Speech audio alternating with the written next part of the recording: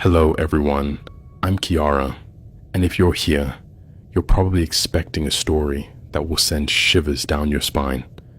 Believe me, I have one for you that every time I recall it makes me question the nature of humanity. And yes, it's completely real. Not long ago, my life took a drastic turn. My lifelong partner and I broke up.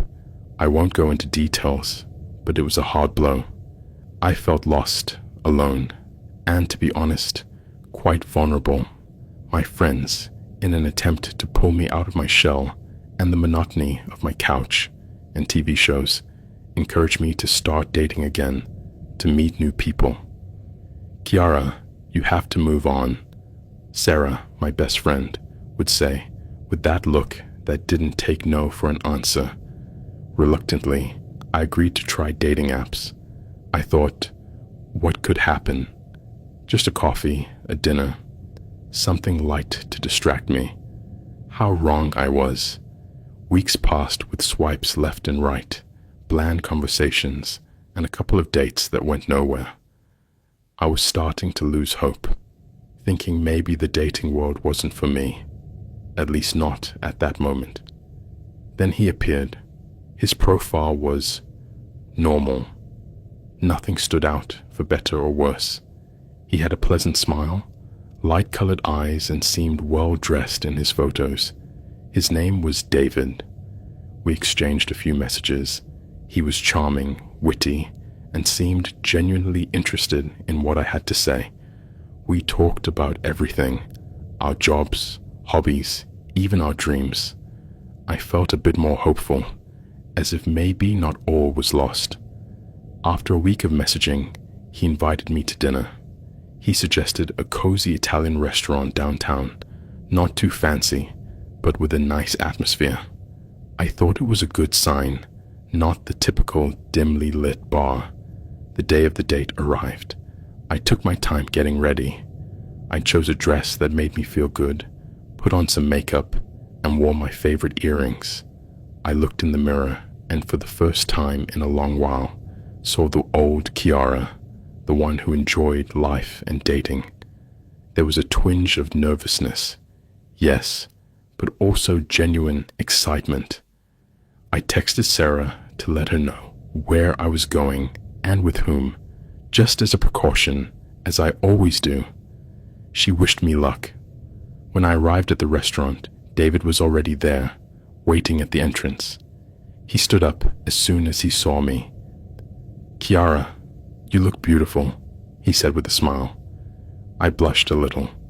He was tall, a bit taller than I remembered from his photos, and had a kind presence. His voice was soft, almost soothing. The dinner started well. The conversation flowed effortlessly. We talked about travel, our hometowns, music. We shared funny anecdotes and laughed. We ordered wine, and the food was delicious. Everything seemed perfect. David was attentive, listened with interest, and asked insightful questions. I felt comfortable, even a bit elated. Maybe this was what I needed, I thought. A fresh start. However, as the night went on, I started noticing small things, insignificant details at first, which my nervous mind tried to dismiss. For example, his gaze. Sometimes while I was talking, his eyes fixed on me in a way that was intense. It wasn't the look of someone listening attentively, but a look that scrutinized, that assessed, as if he were trying to read something beyond my words. I chalked it up to first date nerves. Then the conversation took a more personal, deeper turn. He asked about my previous relationship, how I felt after the breakup. I shared a little, enough to explain I was trying to move forward. He listened, but suddenly he started talking about his own past relationships, and that's when things got a bit strange. David mentioned he had a very complicated relationship with an ex-girlfriend. At first, he said it with a sad expression, as if it were an old wound, but as he spoke, his tone changed. He began describing this woman's flaws, how she had betrayed him, and how she deserved what happened to her. I felt uneasy. It was strong language, and the way he said it, with a calculated coldness, sent a chill down my spine. "What happened to her?" I asked, trying to steer the conversation elsewhere. He smiled, but it wasn't a kind smile.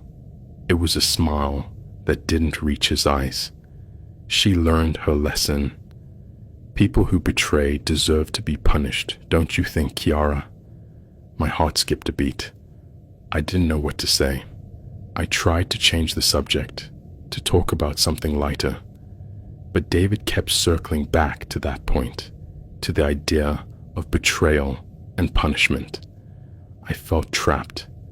The atmosphere, once so pleasant, had become thick and heavy.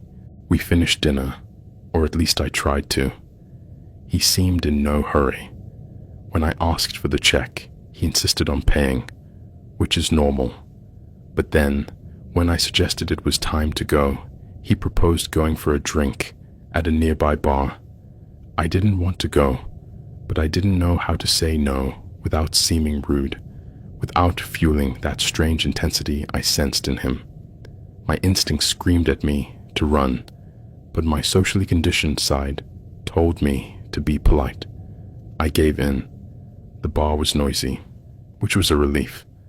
At least the music and the crowd's murmur gave me an excuse not to keep up constant conversation. We ordered 2 drinks. I made sure mine was a simple beer, something I could sip slowly. The conversation continued, but it wasn't the same. David talked more about himself, his achievements, how special he was. And then, again, he returned to relationships. He started talking about how women should behave and how he knew what was best for them. That's when the alarm in my head went off full blast. This wasn't a minor quirk. This was something much darker. I felt increasingly uncomfortable, almost scared. "You know, Kiara," he said suddenly, leaning a bit over the table with that intense look again. "You remind me of someone I knew a long time ago. A very beautiful, very intelligent woman, but also very stubborn." I laughed nervously. "I'm not sure if that's good or bad." He didn't laugh. "It depends," he said, with a pause that felt eternal. "It depends on whether you know how to listen." My skin prickled. It was a veiled threat, a warning. I wanted to get out of there, but my legs felt like jelly. I reached for my phone in my purse, trying to seem casual, to text Sarah, but David noticed my movement. "Who are you texting?" he asked, his voice now a bit harder. "Just my friend, letting her know I'm okay," I stammered. He smiled again, that joyless smile. "Don't worry. I'm sure you're perfectly fine with me." I decided I'd had enough. "David, I think it's time for me to go." It's been a long night. He didn't take it well. His expression hardened. "Oh, so soon?" I thought we were having a good time. "Yeah, but I have to work early tomorrow," I lied. He sighed, an exasperated sound. "Well, at least let me walk you home. It's late, and it's not safe for a woman to be out alone." My heart sank. I wanted to say no, that I'd take a cab, that I didn't need him to walk me. But the idea of arguing with him, of seeing him get angry, scared me more. "Okay," I said, trying to sound calm. We left the bar. The cold night air hit my face, and for a second, I felt relief. But the relief was fleeting. As we walked along the sidewalk, the silence between us was oppressive. He walked a step ahead of me, and I kept looking around, searching for an escape, a familiar face, anything. "Do you live far?" he asked. "No, just a few blocks." I lied again, hoping he'd get tired and leave. My apartment was actually about 15 minutes away on foot. We kept walking in silence. My senses were on high alert. Every shadow, every sound made me jumpy. I started to walk a bit faster. David sped up too. I could feel his presence too close.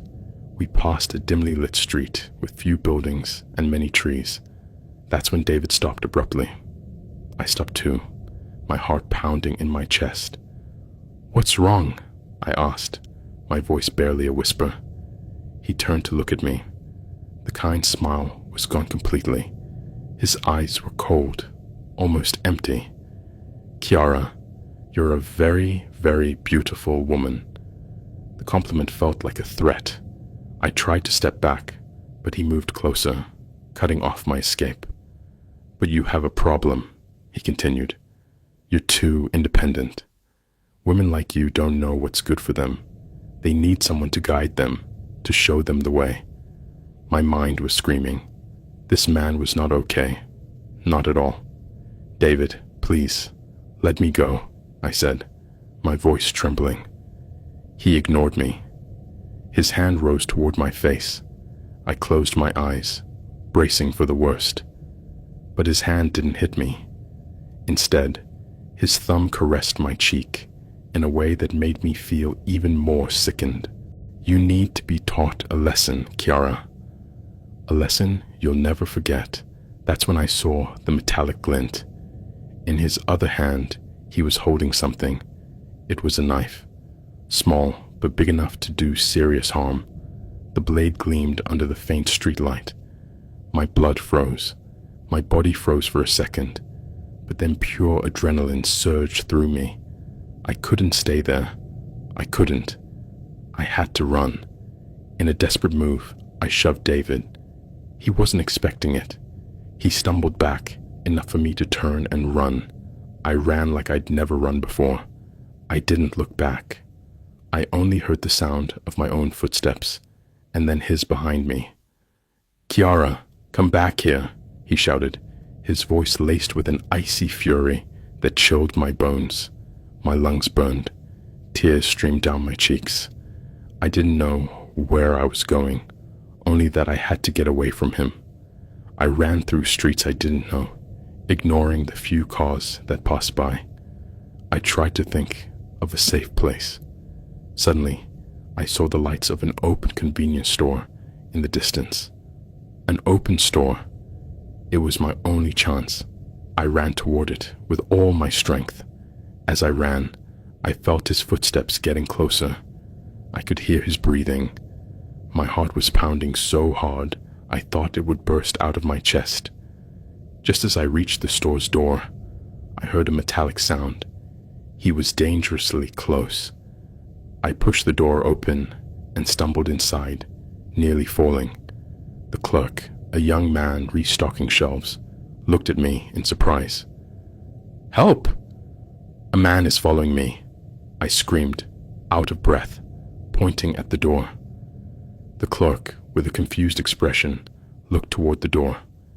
Just then, David stopped at the store's entrance. He stared at me, his eyes filled with cold rage. His hand still held the knife, though he tried to conceal it slightly. The clerk, seeing David's expression and the object in his hand, finally understood. "Hey, get out of here," he shouted. David hesitated for a second, his gaze fixed on me. I could feel the hatred radiating from him. For a moment, I thought he'd come in and drag me out. But then, maybe because of the clerk, maybe because the store's light was too much for him, he turned and ran in the opposite direction, disappearing into the darkness. I collapsed on the floor, trembling uncontrollably. The clerk approached me, his face full of concern. "Miss, are you okay? Should I call the police?"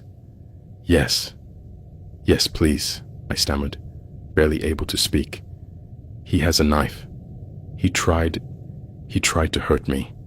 The clerk quickly called the police.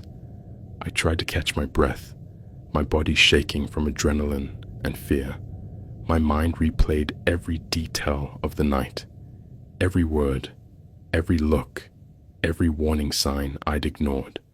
When the police arrived, My voice was so shaky, I could hardly explain what had happened. They asked questions, took note of my description of David and the knife. They escorted me back to my apartment and assured me they'd intensify the search. The next few hours were a blur of fear and anxiety. I couldn't sleep. Every shadow, every noise startled me. I was terrified he'd come back, that he'd followed me. I called Sarah, crying hysterically, telling her everything that had happened. She was furious and worried, offering to come stay with me, but I didn't want to put her in danger. The following days were torture. I didn't want to leave my apartment. The thought of running into David again terrified me. The police called a couple of times with updates, but at first they had nothing. I started to think he'd gotten away, that they'd never find him. But then, a week later, I got a call. It was the police. They told me they'd detained a man matching my description in a nearby neighborhood. He'd been arrested for a bar altercation, and when they identified him, they realized it was David. My heart sank, and at the same time, I felt immense relief. I was finally safe. They asked me to come to the station to identify him, which I did with a knot in my stomach. Seeing him again, even through glass, brought back all the terror of that night, but it also gave me a sense of closure. He was there, handcuffed, and I was safe. The police informed me that during the interrogation, David had confessed to intending to harm me. They told me he had a history of violence against women, and that his ex-girlfriend, the one he'd mentioned, had filed charges against him in the past. He was a predator, a man who preyed on others' vulnerabilities. It was a long and terrifying process. I had to testify at the trial. Reliving that night over and over was a nightmare, but I knew it was necessary. I had to ensure no one else went through what I did. In the end, justice prevailed. The man went to prison. David was convicted of attempted assault and carrying a weapon. The sentence was a bittersweet victory. On one hand, I was relieved he was locked up, unable to harm anyone else.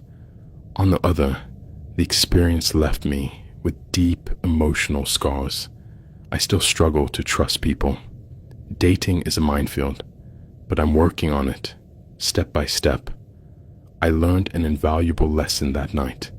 Never underestimate your instincts. If something feels off, if someone makes you uncomfortable, trust your intuition and get away, no matter what social politeness tells you. It's better to be rude than in danger. So, if there's anything I can take from that horrific experience, it's this. Listen to yourself. Stay safe. And if you see a man with a smile that doesn't reach his eyes, run. Run as fast as you can.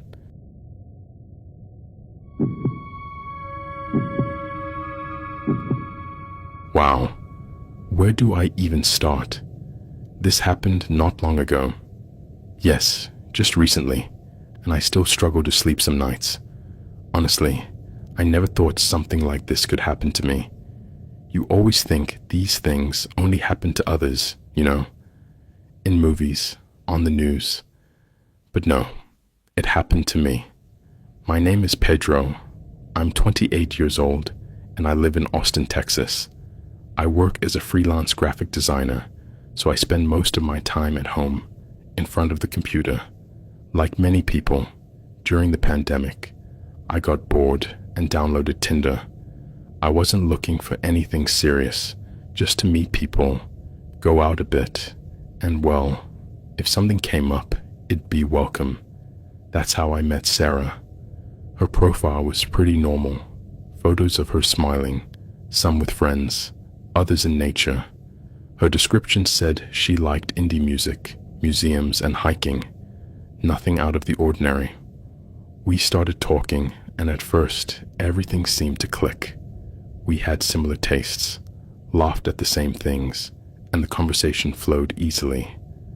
After a week of messaging, we decided to meet up. She suggested going to a bar near her apartment in downtown Austin. I agreed without hesitation. On the day of the date, I dressed casually but presentably, dark jeans, a blue shirt, and my favorite boots. I was a little nervous, as I always am before a first date, but nothing unusual. I arrived at the bar a few minutes early. I ordered a beer and waited. A few minutes later, I saw her walk in. She was even prettier in person than in her photos. She had dark brown hair, piercing green eyes, and a smile that seemed genuine. "Pedro, right?" she said, approaching my table. "Sarah, a pleasure to finally meet you," I replied, standing up to greet her with a kiss on the cheek. The first hour of the date was perfect. We talked about everything and nothing, our jobs, our hobbies, our families. Sarah was intelligent, funny, and seemed genuinely interested in what I had to say. I felt comfortable and relaxed, something that didn't happen often on first dates. But then, things started to change. It was subtle at first, like small cracks in a seemingly solid wall. She began making odd comments, asking questions that were too personal for someone I'd just met. "Have you ever thought about how easy it would be to disappear?" she asked suddenly, taking a sip of her drink. I looked at her, confused. "Disappear? What do you mean?" "You know," she said, shrugging. "Leave everything behind, change your identity, start a new life somewhere else." "No, I've never thought about that," I replied, feeling a bit uneasy. "I like my life." "You should try it," she said, with a smile that didn't reach her eyes. "It's very liberating." I tried to change the subject, but Sarah kept steering toward dark, unsettling topics. She talked about her recurring nightmares, her fascination with serial killers, and her belief that everyone has a dark side waiting to emerge. "Don't you think there's something inside you that you'd like to let out?" she asked, staring at me intently. "Something wild? Something dangerous?" "No, I don't think so," I answered, feeling a chill down my spine. "I'm pretty boring, actually." Sarah let out a laugh that sounded forced and unnatural. "I don't believe you." From that moment, the date turned into a nightmare. Sarah became increasingly intense and disturbing. She started talking about plans to cleanse the world of bad people and how she and I could do it together. "We could be like Bonnie and Clyde," she said, her eyes gleaming with excitement. "But better, because we do it for a just cause." I tried to reason with her, telling her she was wrong, that violence was never the answer, but she wasn't listening.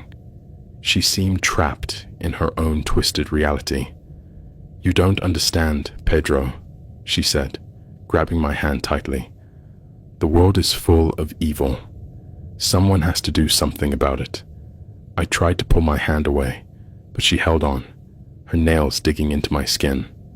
I felt real fear for the first time since the date began. "Sarah, you're scaring me," I said, trying to stay calm. "Please, let go." "I'm not going to hurt you," she said, her voice eerily sweet. "I just want you to understand." At that moment, the waiter approached our table to ask if we needed anything else. Sarah instantly let go of my hand and smiled at him. "Everything's perfect, thank you," she said, her voice charming, a stark contrast to her earlier behavior. The waiter left, and Sarah turned back to me with the same intensity as before. "Where were we?" she asked, as if nothing had happened. "Sarah, I think we should end the date," I said, standing up from my chair. "I'm not comfortable." "What? Why?" she asked, her face showing surprise. "We were having such an interesting conversation." "I'm sorry, but I can't," I said, taking a step back. I need to go." "Don't be ridiculous, Pedro," she said, standing up too. "You can't leave now. We're just getting started." "Goodbye, Sarah," I said, turning to leave the bar. I felt her hand grab my arm. "Don't you dare leave me," she said, her voice filled with rage. I yanked my arm free and ran out of the bar. I didn't stop until I reached my car. I got inside, locked the doors, and took a deep breath. I was trembling with fear. I drove home as fast as I could, constantly checking the rearview mirror to make sure Sarah wasn't following me. When I got to my apartment, I ran up the stairs, locked the door, and put the chain on. I sat on the couch, trying to calm down. I couldn't believe what had just happened.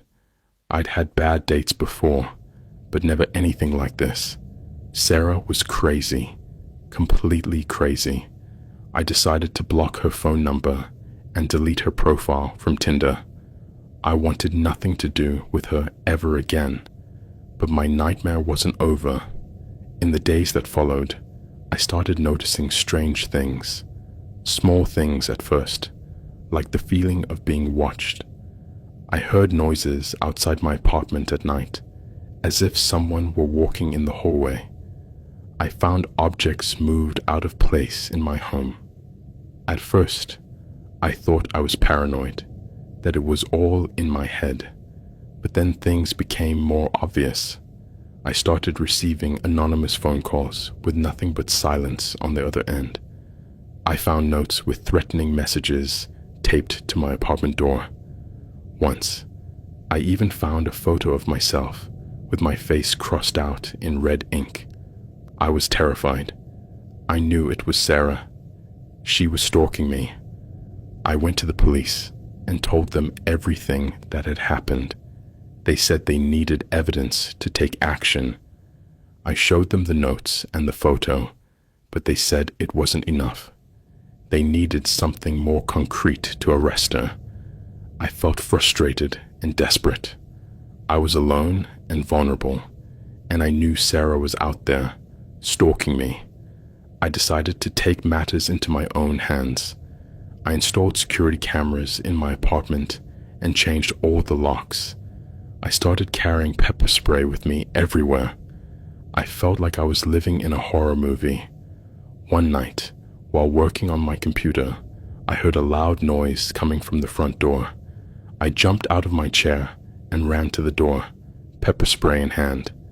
I looked through the peephole and saw Sarah standing outside my door. She had a deranged look in her eyes and was holding a large knife in her hand. I was shaking with fear. "I know you're in there, Pedro," she said, her voice cold and menacing. "Open the door. I just want to talk to you." I didn't respond. I knew if I opened the door, she'd kill me. "Don't make me come in by force," she said, raising the knife. "It'll be much more painful for you." I called 911 on my cell phone, trying not to make a sound. I told the operator there was a woman trying to break into my apartment and that she was armed with a knife. I gave my address and begged them to send someone as soon as possible. While waiting for the police, Sarah kept banging on the door with the knife. The door started to give way, and I knew she'd break in soon. I decided I had to defend myself. I grabbed a baseball bat I kept in the closet and prepared to face Sarah. I was terrified, but I was also determined to survive. The door finally gave way, and Sarah rushed into my apartment. I lunged at her with the baseball bat, hitting her with all my strength. She screamed and fell to the floor, dropping the knife. I didn't stop. I kept hitting her until she stopped moving. When the police arrived, they found Sarah unconscious on the floor and me trembling with fear, the baseball bat in my hand. They arrested me and took me to the police station.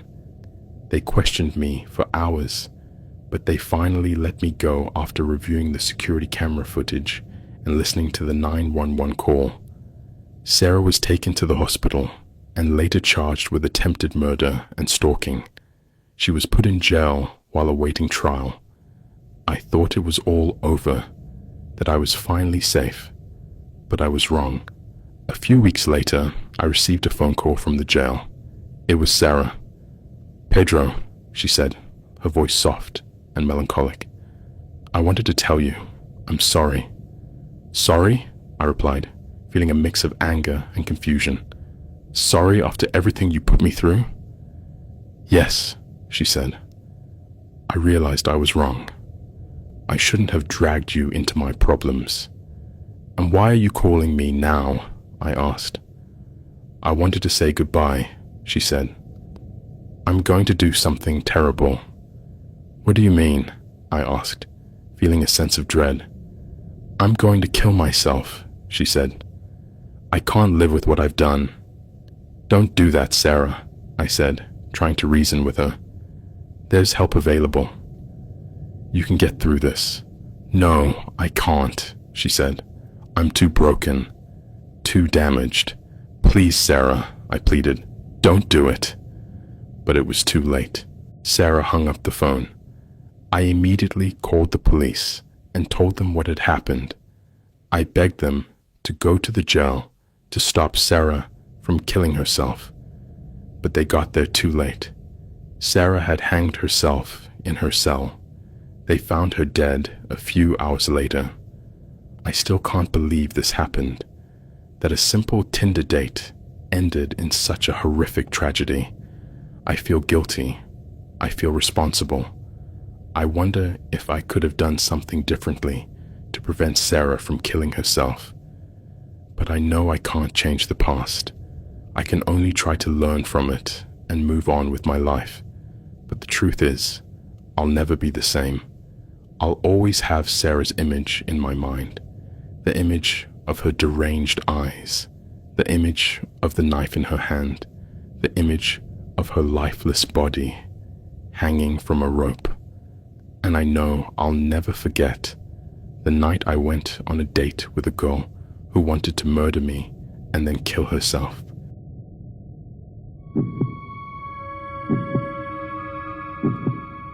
I met him on Tinder. I know that's not the most romantic way to start a story, but it's important you understand the context, because what happened next taught me that the most dangerous predators often hide in the most ordinary places, behind perfect smiles and carefully crafted profiles. My name is Amanda Richardson. I'm 32 years old, and I live in Salem, Oregon. I work as a nurse at the local hospital, and in 2019, I had been single for nearly 2 years after a tough breakup.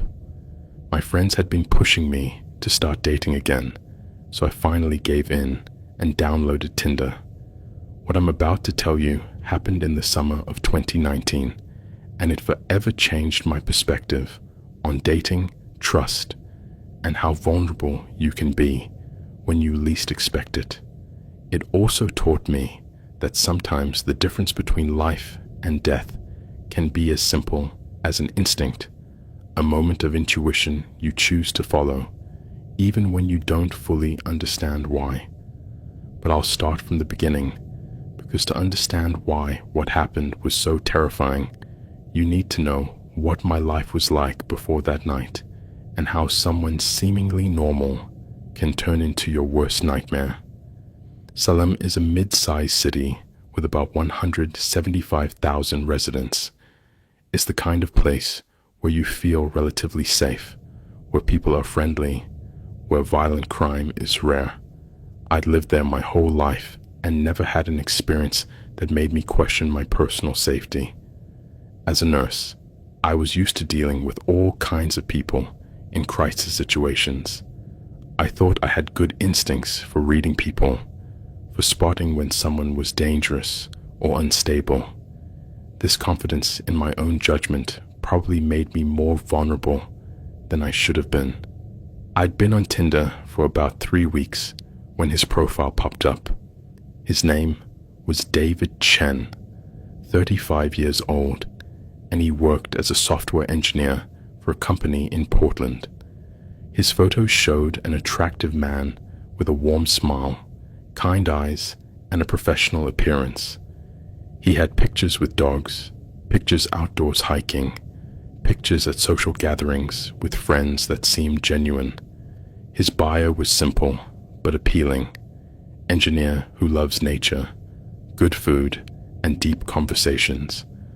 Looking for real connection in a superficial world. It was exactly the kind of profile that drew me in. Professional, stable, with interests similar to mine. We matched on a Tuesday night, and he messaged me first. "Hi, Amanda. I saw you're a nurse. My sister's a nurse too, and always says it's the hardest but most rewarding job in the world. How did you end up in healthcare?" It was a perfect opening message, personal but not too intimate, showing genuine interest and proving he'd read my profile carefully. Our conversation flowed naturally from the start. David was intelligent, funny, and seemed genuinely interested in getting to know me as a person. He asked thoughtful questions about my work, my hobbies, my plans for the future. He shared stories about his job, his family, his travels. Over the first week, we probably exchanged hundreds of messages. David seemed to be online at similar hours to me, responded quickly, and our conversations felt natural and fluid. He told me he'd grown up in California, moved to Oregon for work 2 years ago, and had been focused on his career, but was now ready to find someone special to share his life with. He also shared his love for nature. He'd hiked Mount Hood, camped on the coast, explored many of Oregon's state parks. As someone who also loved outdoor activities, this excited me. After a week of messaging, David suggested we have a phone call. "I love texting with you," he said, "but I'd like to hear your voice." We talked on the phone for nearly 2 hours that night. His voice was deep and soothing, his laugh genuine, and he seemed just as charming over the phone as he had been in messages. During that call, he told me more about his family. He said his parents lived in San Diego. He had a younger sister who was a pediatric nurse in Seattle, which explained his initial comment about my profession. And he'd lost his older brother in a car accident 5 years ago. When he spoke about his brother's death, his voice cracked slightly. "It changed my perspective on everything," he told me. "It made me realize life is short and you shouldn't waste time on shallow relationships or jobs you don't love." His vulnerability touched me. He seemed authentic, sensitive, exactly the kind of man I could see myself in a serious relationship with. We had 3 more phone calls during the second week, each lasting several hours. David was an incredible conversationalist. He could talk about anything from politics to philosophy, from books to movies. He had thoughtful opinions on everything and seemed genuinely interested in mine. He also started saying things that made me feel special. "I've never connected with someone like this through an app," he told me. "I'm usually pretty skeptical about online dating, but with you, it feels different." After 2 weeks of intense conversations, David suggested we meet in person. "I know this might sound too fast," he said, "but I feel like I already know you pretty well. Would you like to have dinner with me this weekend?" I'd been hoping for this invitation, but I was also nervous. I'd had a few Tinder dates before that had been disappointing. People who looked different from their photos, or were boring in person, or were clearly only looking for casual sex. But David felt different. Our conversations had been deep and engaging. He seemed genuinely interested in getting to know me as a person. "I'd love to," I told him. David suggested we meet at an Italian restaurant in downtown Salem that I knew and liked. "Giovanni's at 7 p.m. on Saturday. I've heard they have great pasta." It was a perfect choice. a public place in my hometown, a restaurant I knew well. It made me feel like he'd put thought into making me comfortable. In the days leading up to our date, David and I continued talking regularly. He sent me photos of places he'd been hiking, told me about a tough project at work, even sent me an interesting article about advancements in nursing that he thought I'd like. The Friday night before, he called to confirm our plans. "I'm really excited to meet you tomorrow," he said. "I've been thinking about this date all week." "Me too," I admitted. "Is there anything specific you'd like to do after dinner? We could walk around downtown, or if the weather's nice, we could stroll through Riverfront Park." His suggestion of additional activities made me feel like he was planning a full evening, not just a quick dinner. He seemed as interested in spending time with me as I was in getting to know him. On Saturday, I spent most of the day getting ready for the date.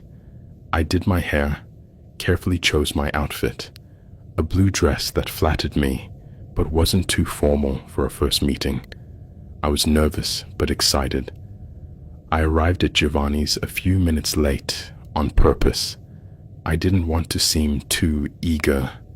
David was already there, seated at a table near the window, dressed in a light blue shirt and dark pants. He looked just like his photos, maybe even more attractive in person. When he saw me, he stood up immediately with a bright smile. "Amanda, you look beautiful." He gave me a gentle hug, not too intimate, but warm and appropriate. He smelled nice, like a subtle, clean cologne. "It's so great to finally meet you in person," he said as he helped me with my chair. The first 30 minutes of the date were perfect. David was as charming in person as he'd been on the phone. He asked about my day, told me about a hike he'd done that morning, and the conversation flowed as naturally as it always had between us. We ordered wine, shared an appetizer, and David told me funny stories about his work that made me laugh genuinely. But it was during the main course that I started to notice small things that made me feel slightly uneasy. The first was when the waiter came to check on our food. David was polite to him, but there was something in his tone, a subtle coldness, a way of speaking that seemed slightly condescending. It wasn't anything dramatic, and the waiter didn't seem to notice, but it contrasted with the warm way he'd been talking to me. The second thing was when a couple at a nearby table started having a quiet argument about their bill. It wasn't disruptive. You could barely hear them, but I saw David turn his head to listen, and there was an expression on his face that unsettled me. It wasn't casual curiosity. It looked almost hungry, like he was enjoying their discomfort. When he realized I was watching him, he immediately turned his attention back to me with a smile. "Sorry, I didn't mean to be rude. Just got distracted by something." "No problem," I said, but something about the exchange made me uneasy. The third thing was when I started telling him a story about a difficult patient I'd had that week. David seemed fascinated, but his questions became increasingly specific and disturbing.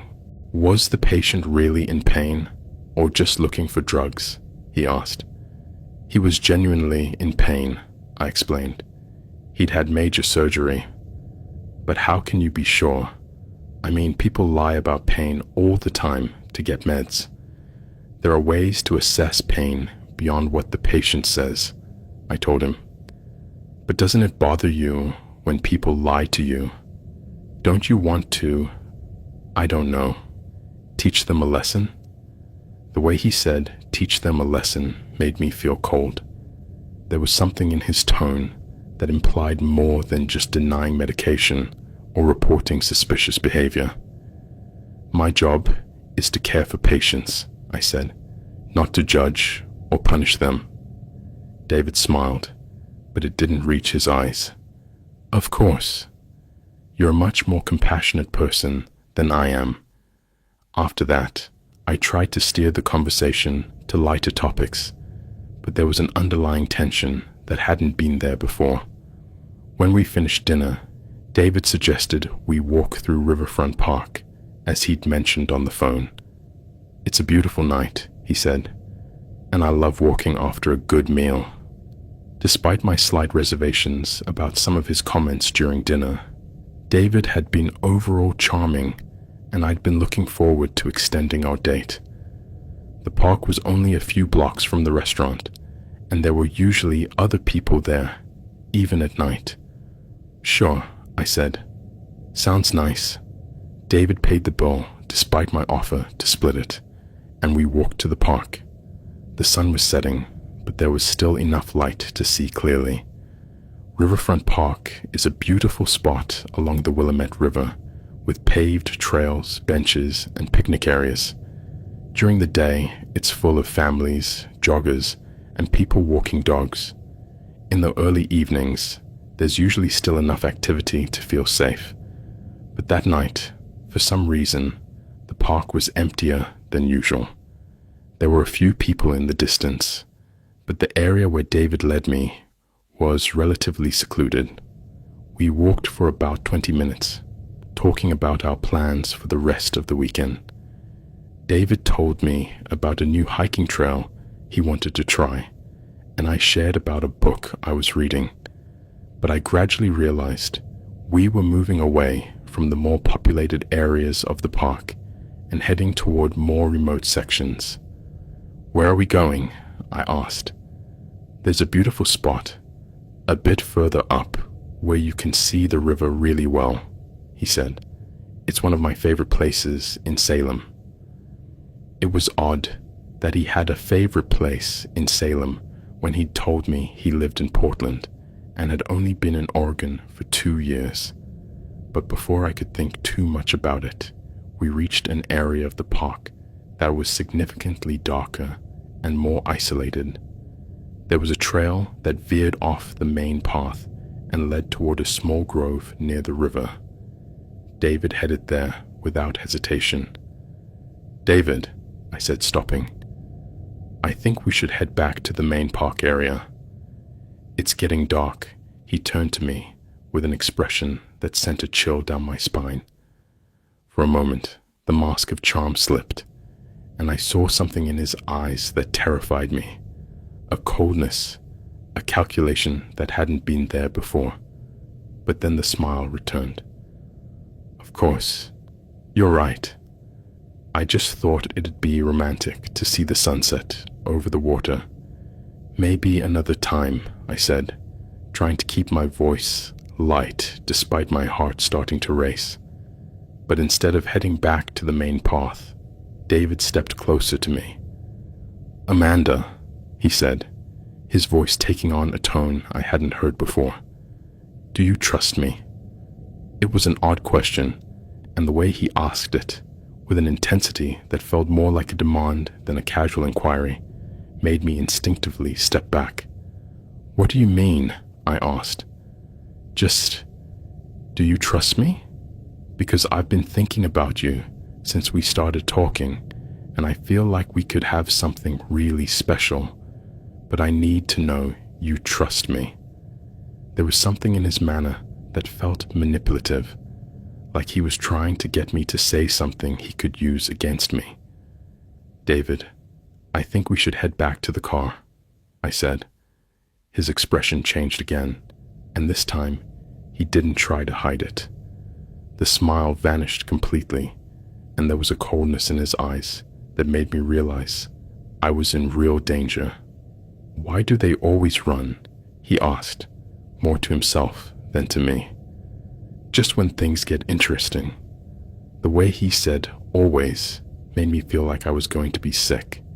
It implied he'd been in this situation before, with other women. David, I need to go, I said, trying to keep my voice steady. No, he said simply. I don't think you do. And then he grabbed my arm. His grip was strong, painful, and completely different from the gentle touch he'd had all night It was the grip of someone used to using force to get what they wanted. "Let me go," I said, trying to free my arm. "We're going to walk to the trees," he said, his voice now completely flat and cold. "And you're going to do exactly what I tell you." It was at that moment I realized David wasn't who he'd pretended to be. Everything, the charming conversations, the stories about his family, his vulnerability about his brother's death, had been a carefully constructed act to gain my trust. He was a predator, and I had walked right into his trap. But there was something David didn't know about me. As a nurse, on the night shift, I'd had to deal with violent patients and people under the influence of drugs. I'd taken self-defense classes through the hospital, and I'd grown up with 3 older brothers who taught me not to back down when someone tried to intimidate me. Instead of panicking, I forced myself to stay calm and assess my options. We were about 50 yards from the main park path. I could see lights in the distance, meaning there were people out there, though they couldn't see us clearly in the growing darkness. David was bigger than me, probably 6 feet 1 and 190 pounds compared to my 5 feet 4 and 130 pounds. But his grip, though strong, suggested he wasn't expecting real resistance. "Okay," I said, trying to sound submissive. "I don't want any trouble." Something in my tone made him slightly relax his grip. "That's a good girl," he said, with a smile that made me feel sick. When he loosened his grip for a second, I acted. I'd learned in my self-defense classes that if someone grabs your arm, the best way to break free is to twist toward the thumb, the weakest part of their grip. I did that while simultaneously kneeing him in the groin as hard as I could. David doubled over in pain and let go of me completely. Without waiting to see how badly he was hurt, I ran toward the main path, screaming, "Help!" as loud as I could. I heard David cursing behind me and the sound of footsteps following me for a few seconds before stopping. When I reached the main path, an older couple was walking toward me, clearly alarmed by my screams. "Are you okay?" the woman asked. "Please," I said, out of breath and trembling. "Call the police. A man just tried to attack me." The man immediately pulled out his cell phone while his wife put a protective arm around my shoulders. "Where is he?" the man asked. I pointed towards the area where I'd left David, but when we all looked in that direction, there was no one there. The next 2 hours were a blur of police, statements, and questions. The officers searched the area where the incident happened, but found no trace of David. When they checked his Tinder profile, they discovered it had been deleted. The phone number he'd been using for our conversations was out of service. When they checked the address he'd listed on his profile, it was for an apartment building in Portland, but the manager said no one by that name had ever lived there. David Chen apparently didn't exist. Over the next few weeks, I worked with the police to try to identify my attacker. I provided detailed descriptions, worked with a sketch artist, reviewed police photo files, but we never found anything. The detective assigned to my case, Detective Sarah Martinez, explained that what I'd experienced was becoming increasingly common. Predators have learned to use dating apps to find victims, she told me. They create convincing fake profiles, build trust over weeks or months, and then use that trust to lure women into vulnerable situations. But how do they build such convincing profiles? I asked. There are entire companies dedicated to creating fake online identities, she explained. They can generate realistic fake photos, create detailed backstory, even set up phone numbers and addresses that seem legitimate. And they're never caught. Sometimes, Detective Martinez said with a sad shrug, but most of the time, they're too careful. They move around a lot, use new identities, learn from each encounter how to be more convincing the next time. It was a chilling realization that there was an entire world of organized predators using technology to hunt victims, and the justice system had limited resources to stop them. In the months that followed, I tried to return to normal life. I continued working at the hospital, spent time with friends and family, tried not to let the experience define me, but it was hard. I'd lost something I hadn't realized I had, a basic sense of safety in the world, the confidence that I could meet someone new without wondering if they meant to harm me. I also developed a hypervigilance about online dating that made it impossible to genuinely connect with new people. Every profile seemed potentially fake. Every conversation seemed potentially manipulative. Every suggestion to meet in person filled me with anxiety. About 6 months after the incident, Detective Martinez called me with an update. "Amanda," she said, "we've had 2 more reports of women who had experiences similar to yours. Different names, different profile pictures, but the modus operandi is identical. Did he hurt them? One got away like you did. The other..." Martinez paused. "The other wasn't so lucky. She's alive, but she was sexually assaulted before she could escape." The news crushed me. Knowing someone else had suffered because this predator was still out there filled me with guilt and anger. "Is there anything more I can do to help?" I asked. "We've put your information into a federal database," Martinez told me. "If he pops up somewhere else, we'll have a pattern established. But honestly, people like this tend to move around a lot. He could be in another state now, using a completely new identity." Over the next year, I occasionally got calls from Detective Martinez or officers in other cities who'd had similar cases. I always provided whatever information I could, but it never led to an identification or arrest. Gradually, the calls became less frequent and eventually stopped altogether. In 2021, 2 years after my experience, I decided to move out of Salem. I'd received a job offer at a hospital in Seattle, and I felt I needed a fresh start in a place that wasn't filled with memories of that night. A few days before moving, I went to Riverfront Park one last time. It was the first time I'd been there since the night of the attack, and I wanted to face that fear before leaving. I walked the same trails where David had led me, but this time, during the day, when the park was full of families and joggers, it looked completely different in daylight. Friendly, safe, normal. As I stood there, I thought about all the women who might have had experiences like mine. How many had been lucky enough to escape like I did?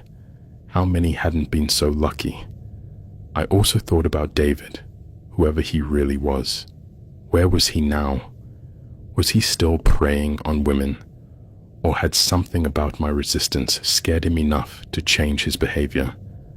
I had no answers to those questions, and I realized I probably never would.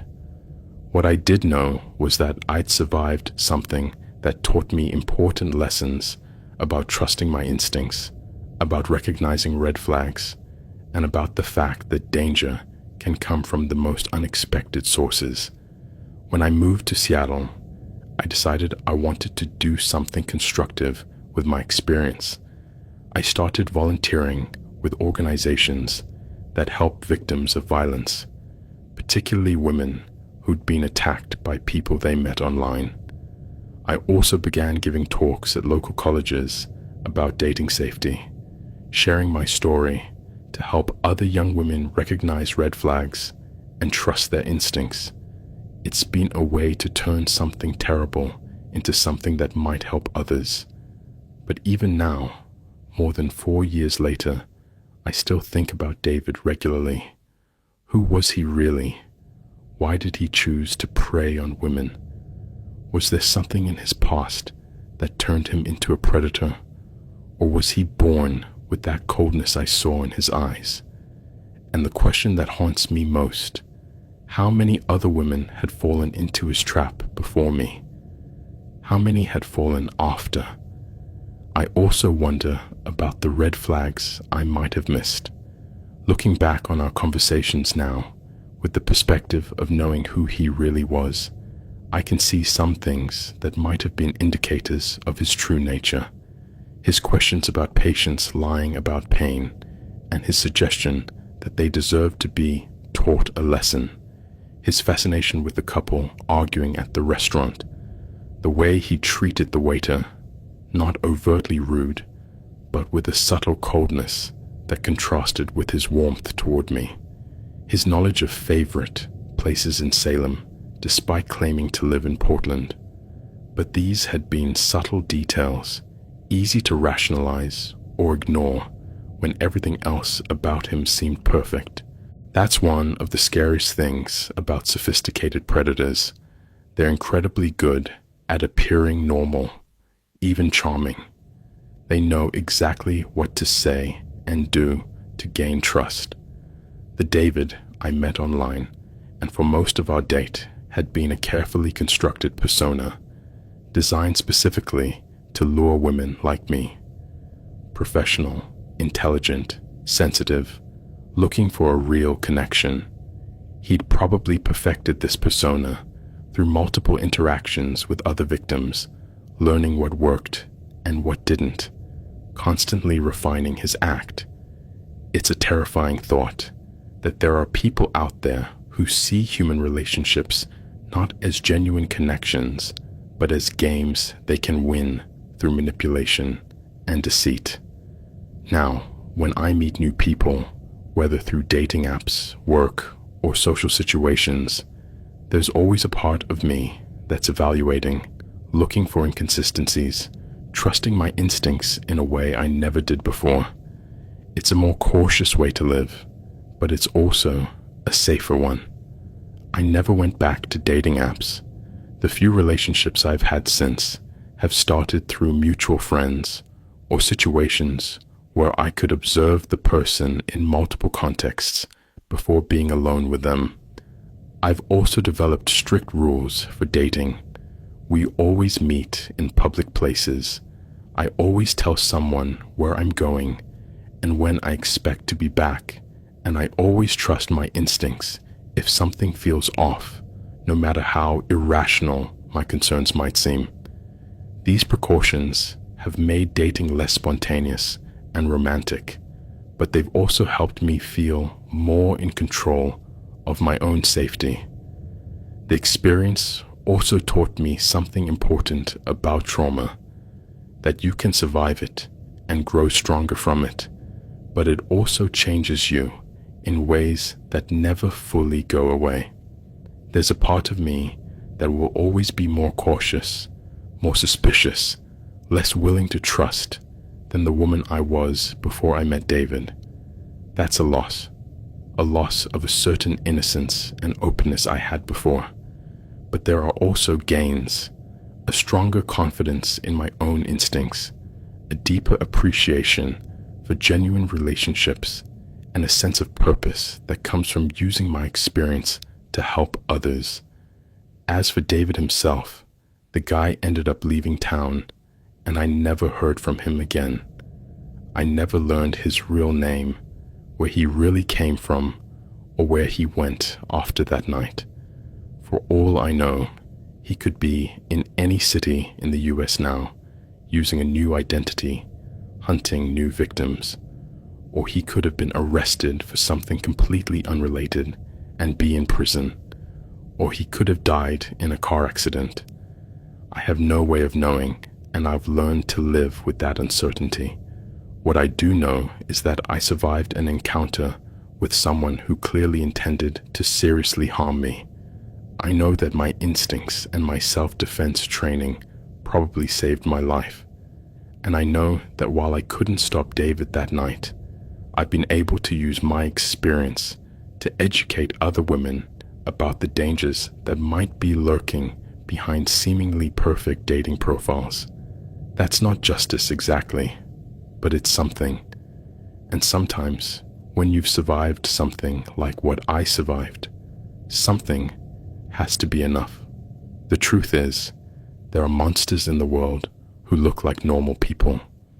There are predators who've learned to use our own humanity, our desire for connection, our willingness to trust, our hope for love, against us. We can't eliminate the risk of encountering these people entirely, but we can be prepared, we can trust our instincts, and we can look out for each other by sharing our stories and our lessons learned. My encounter with David was terrifying, traumatic, and it changed me forever. But it also taught me that I'm stronger than I thought, that I can trust my instincts when it matters, and that even the darkest experiences can be transformed into something that helps others. Those are lessons I wouldn't trade, even if I could erase the experience that taught them to me, because in the end, surviving means more than just escaping with your life. It means finding ways to turn trauma into wisdom, fear into caution, and victimization into empowerment. And that's exactly what I've tried to do every day since that terrifying night in Salem when I learned that real monsters don't always look like monsters until it's too late, unless you're lucky enough and prepared enough to recognize the signs and act before it's too late. In my case, I had that luck. Not everyone does. And that's a reality we all have to live with in a world where predators have learned to use technology to hunt more efficiently than ever before. But it's also a reality we can face together by sharing our stories, educating each other, and never letting fear stop us from living our lives, just living more wisely, more carefully, and with more support for each other than we might have done before. That's my story, and that's the lesson I hope others can take from it, that even in the scariest encounters, there's power in trusting your instincts, power in being prepared, and power in surviving to tell the story.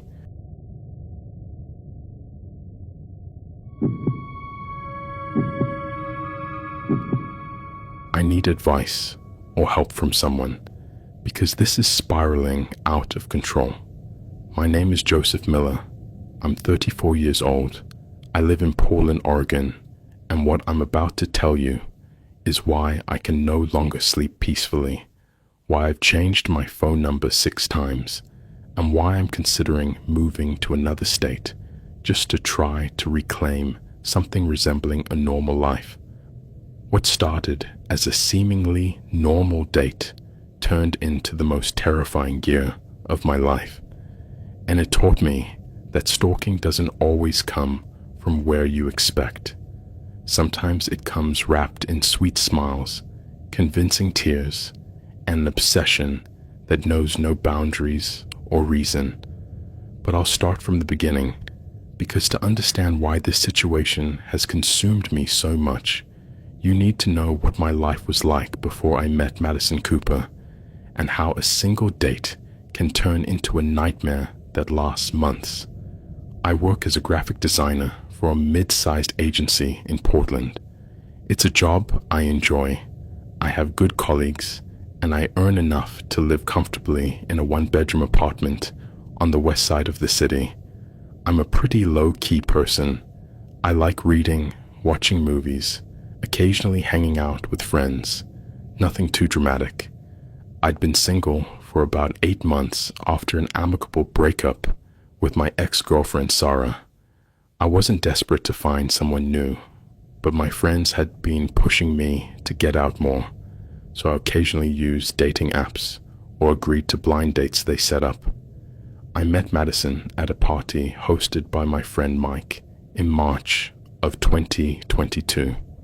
She was a friend of his girlfriend, visiting from Seattle, where she worked as an occupational therapist. Mike thought we might hit it off, so he introduced us. Madison was attractive, long blonde hair, blue eyes, a bright smile. She was 28 years old, seemed intelligent and fun during our first conversation at the party. We talked about work, travel, shared interests. She seemed like the kind of person you could have an interesting conversation with. As the party was winding down, Madison asked for my number. "I had a great time talking to you," she said. "Would you like to hang out before I head back to Seattle?" It wasn't exactly what I'd planned. I usually prefer getting to know someone gradually before a formal date, but Madison seemed nice and was only in town for a few more days. "Sure," I said. "What do you have in mind?" "How about lunch tomorrow? I know a great spot in the Pearl District."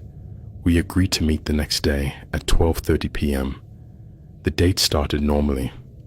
Madison arrived on time, looked nice, and the conversation flowed easily.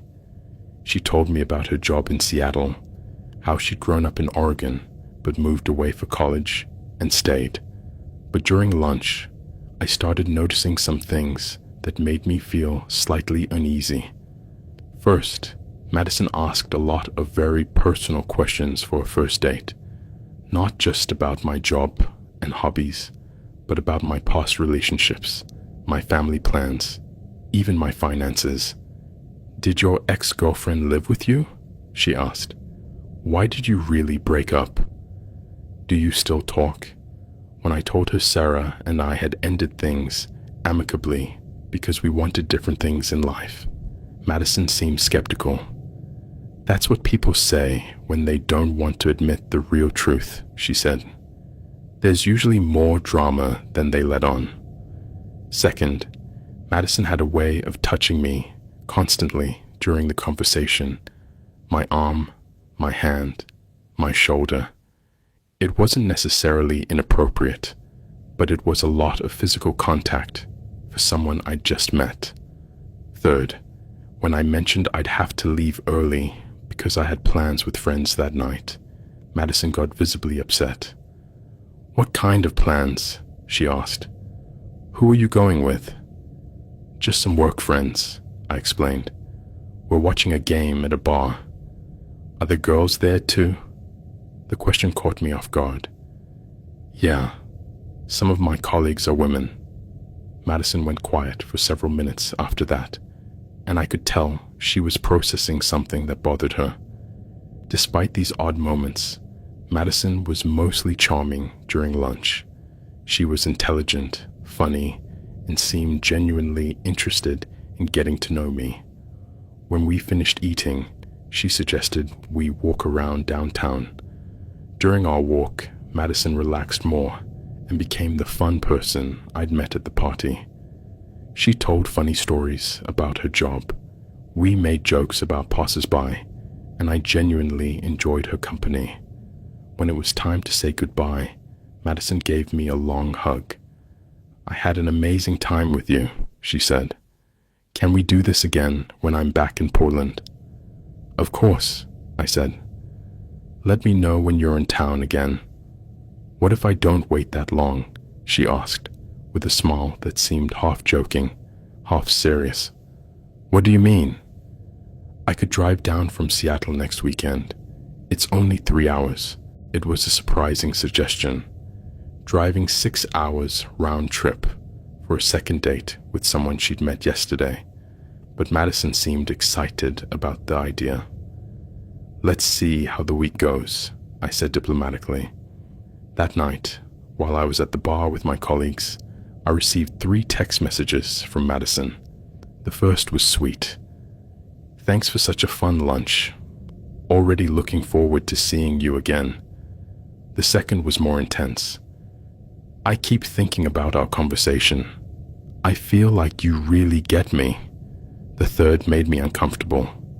"Hope you're not having too much fun with your friends tonight." "Miss me yet?" I didn't respond right away because I was trying to socialize, But when I checked my phone an hour later, I had 2 more messages. Everything okay? You haven't replied. Are you upset with me about something? I sent a brief reply. All good. Talk tomorrow. But Madison didn't wait until tomorrow. She sent messages every few hours for the rest of the night, even after I'd told her I was going to bed. Just wanted to say goodnight. Did you have a good time with your friends? I'm lying here thinking about you. Joseph? You still up? When I woke up the next morning, I had 7 messages from Madison sent between 11 p.m. and 6 a.m. It was concerning, but I tried to rationalize it. Maybe she was nervous. Maybe she'd had a few drinks. Maybe she was just more communicative than the people I usually dated. I sent her a simple message. Good morning. Busy day at work today, but hope you have a good day too. Madison replied immediately. Good morning. Sleep well. Dream about me? Over the next few days, Madison texted me constantly. Not just texts, but photos of her breakfast, her office, places she was visiting, selfies in various outfits, asking which I liked best. She also started asking detailed questions about my day, what projects I was working on, who I'd had lunch with, what plans I had for the evening. When I didn't respond immediately, she'd send follow-up messages asking if I was upset or if she'd done something wrong. On Friday that week, Madison called me. Hey stranger, she said. How was your week? Busy, I said. How about yours? Boring without you. But listen, I'm thinking about driving to Poland tomorrow. Want to do something? It was exactly what she'd mentioned during our date, but I'd hoped she'd forgotten, or that it had been a spur-of-the-moment idea. Madison, I think it's a bit soon to drive 3 hours just for a date, I said gently. There was silence on the other end of the line. Soon? She asked finally. Soon for what? I thought we had a good time. We did, I assured her. I just think we should take it slow. Taking it slow means you don't want to see me. No, it means maybe we should get to know each other better before you make big trips to see me. Madison went quiet again, and then I heard what sounded like sobs. Madison, you okay? Her voice broke. I just thought we really connected. I thought you felt the same way I did. I felt awful. The last thing I wanted was to hurt someone's feelings, especially someone who seemed so excited about getting to know me. Madison, we did connect. I just think we should go slow. Okay, she said, but her voice still sounded disappointed. I understand. I thought the conversation had settled things, but I was wrong. That night, Madison sent me a series of long messages explaining why she'd reacted so emotionally. Sorry for crying earlier. It's just that I rarely connect with someone like I did with you. I've had a lot of bad experiences with guys who lost interest after one date, and I guess I get defensive. I've been thinking about you all week, and I thought maybe you'd been thinking about me too. I don't want to scare you off. I just want you to know I really care about you, even after knowing you for such a short time. They were sweet messages, and they made me feel like maybe I'd been too hard on her. Lots of people develop feelings quickly, and there was nothing inherently wrong with that. I replied, You don't need to apologize. I get that you're excited. Let's just go slow and see what happens. But going slow wasn't something Madison seemed to understand. During the second week after our date, her messages intensified, not just in frequency, but in emotional content. Good morning, handsome. How'd you sleep? I'm in a boring meeting, and all I can think about is you. Saw a cute couple at the coffee shop, and it made me think of us. The way she wrote about us, as if we were an established couple, made me uncomfortable. We'd had one date. She also started calling more often. At first, just at night, but then during the day too. "Just wanted to hear your voice," she'd say. "Is this a bad time?" It was always a bad time, because I was working, but I felt guilty saying so. During the second week's weekend, Madison casually mentioned she'd been looking at apartments in Portland. "Apartments for what?" I asked. "Well, I've been thinking about moving back to Oregon anyway," she said. "And after meeting you, Portland feels like the right place." It was a terrifying statement. I'd known this woman for 2 weeks. We'd had one date, and now she was considering moving states to be near me. "Madison," I said carefully, "I think you should make decisions about where to live based on your career and what you want for your life, not on a person you just met. But you're part of what I want for my life," she said. That conversation made me realize I needed to be more direct about setting boundaries. "Madison," I said, "I enjoyed meeting you, but I feel like maybe we're on different pages about what this is. We had one date. I'd like to get to know you better, but slowly." "What do you mean, different pages?" "I mean, I feel like you're moving too fast emotionally for me." There was a long pause. "So you don't want to go out with me again?" I didn't say that. I just said, "I want to go slower." "Okay," she said. "I understand. I'll go slower." But Madison didn't go slower. If anything, she escalated. She started sending me articles about relationships, memes about couples, even screenshots of horoscopes about love compatibility. She also began asking about every aspect of my day in detail. "Who'd you have lunch with today? What did you do after work? Are you going out tonight? With who?" When I didn't respond as quickly as she wanted, she'd send increasingly urgent follow-up messages. "Everything okay? Did I say something to upset you? Why aren't you responding? Are you mad at me?" It was exhausting. It felt like I had to account for every hour of my day, and if I didn't, I had to deal with multiple anxious messages. 3 weeks after our date, I decided I had to be completely honest. "Madison," I said during a phone call, "I need you to scale back the communication. I'm feeling overwhelmed by the number of messages and calls." There was silence. "Overwhelmed?" she asked finally. "Yeah, I understand you're excited, but I need space to process my own feelings. Space means you don't want to talk to me. It means I'd like us to communicate less frequently. Maybe one message a day, one call a week." Madison started crying. "Did I do something wrong?" she sobbed. "I thought we were building something beautiful." "You didn't do anything wrong," I assured her. "I just need time." "How much time?" "I don't know, Madison. Just give it time." After that conversation, Madison didn't contact me for 2 days. I thought maybe she'd gotten the message. I was wrong.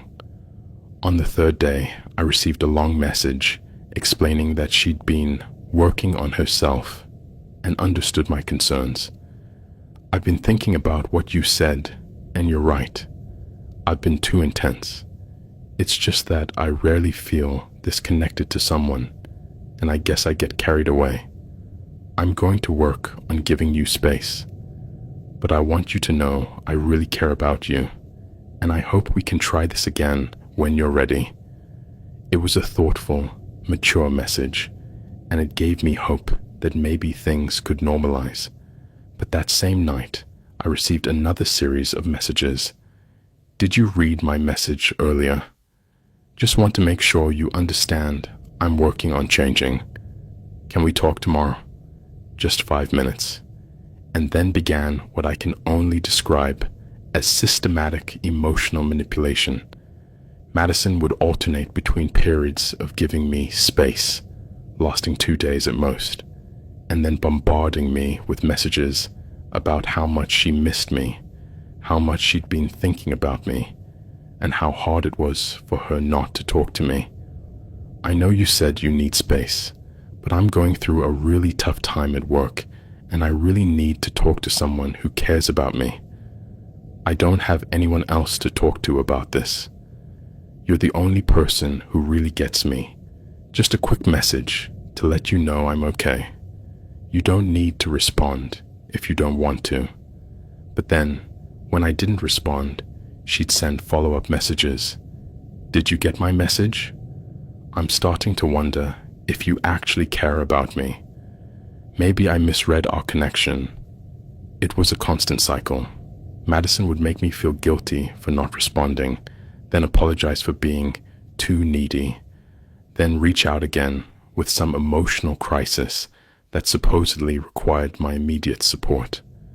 A month after our one date, Madison called me crying hysterically. "Joseph," she sobbed, "something terrible happened. I need to talk to you."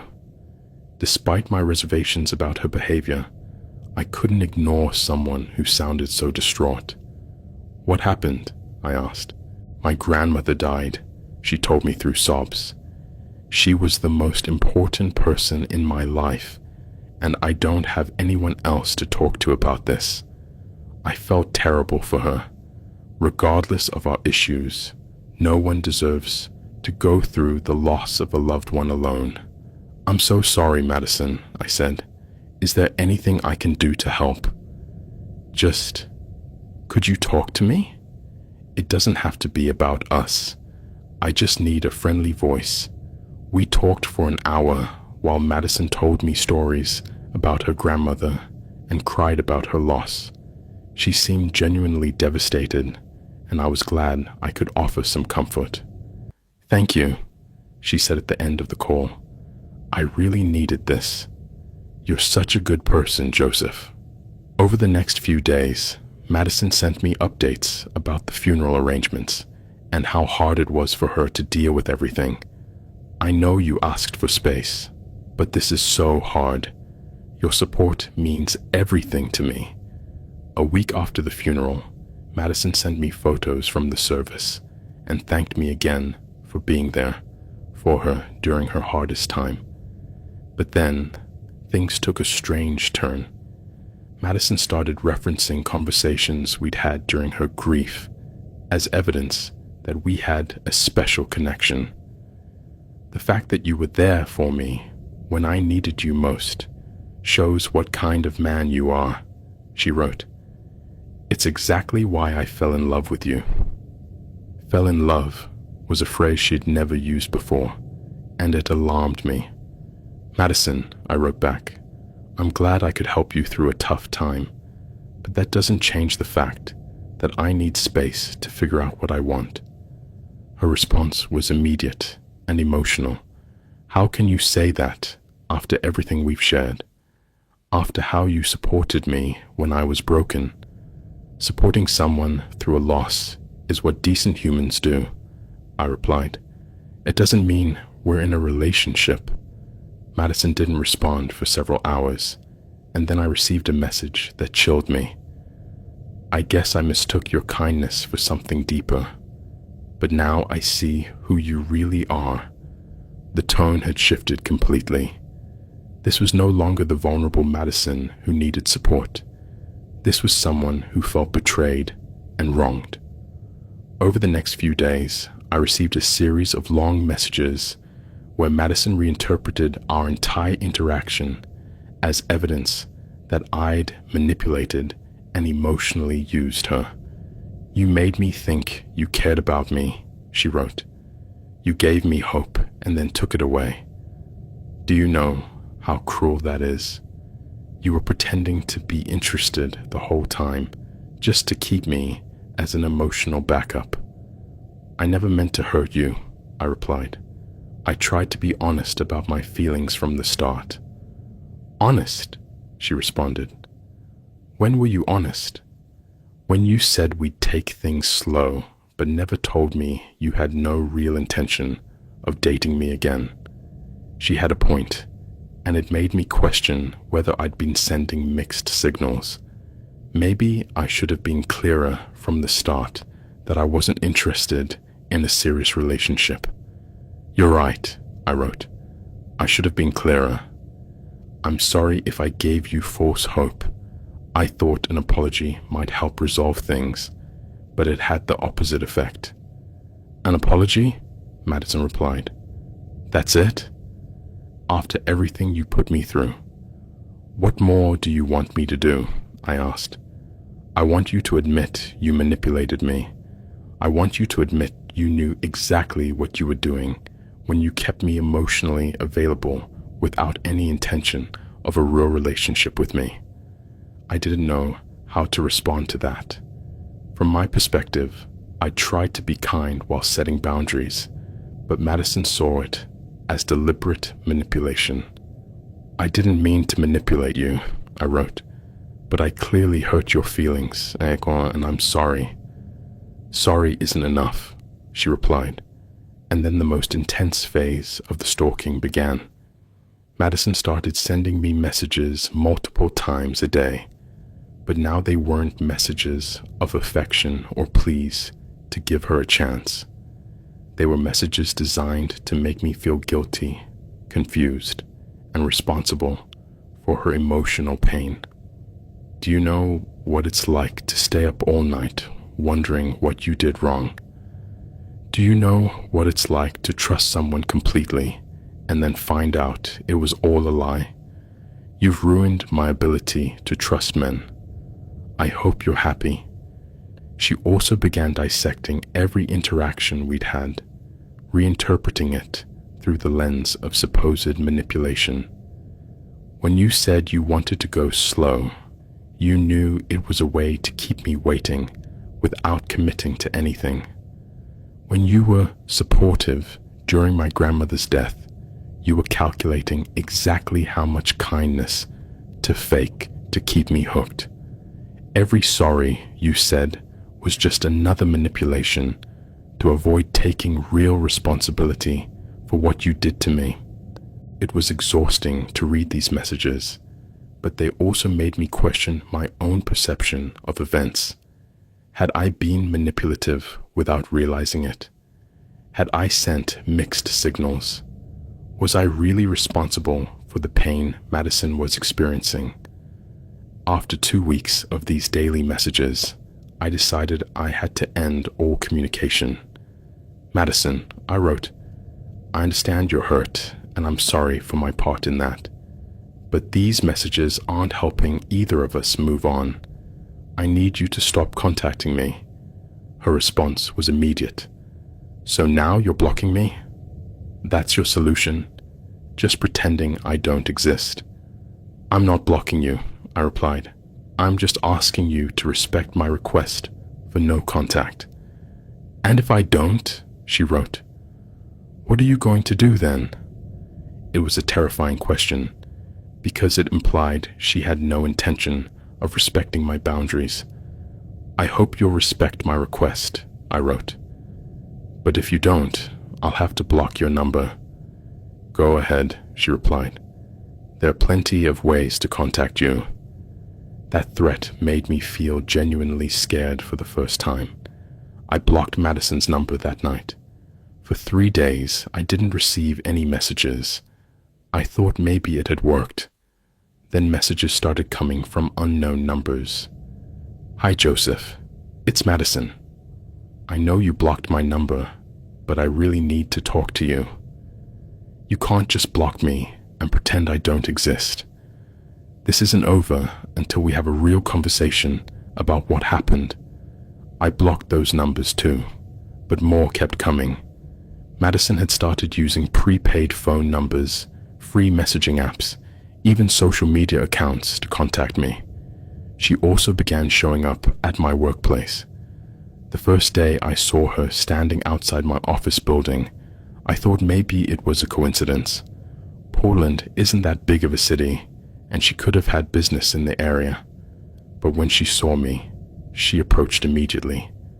Joseph, she said. We need to talk. Madison, I asked you not to contact me, I said.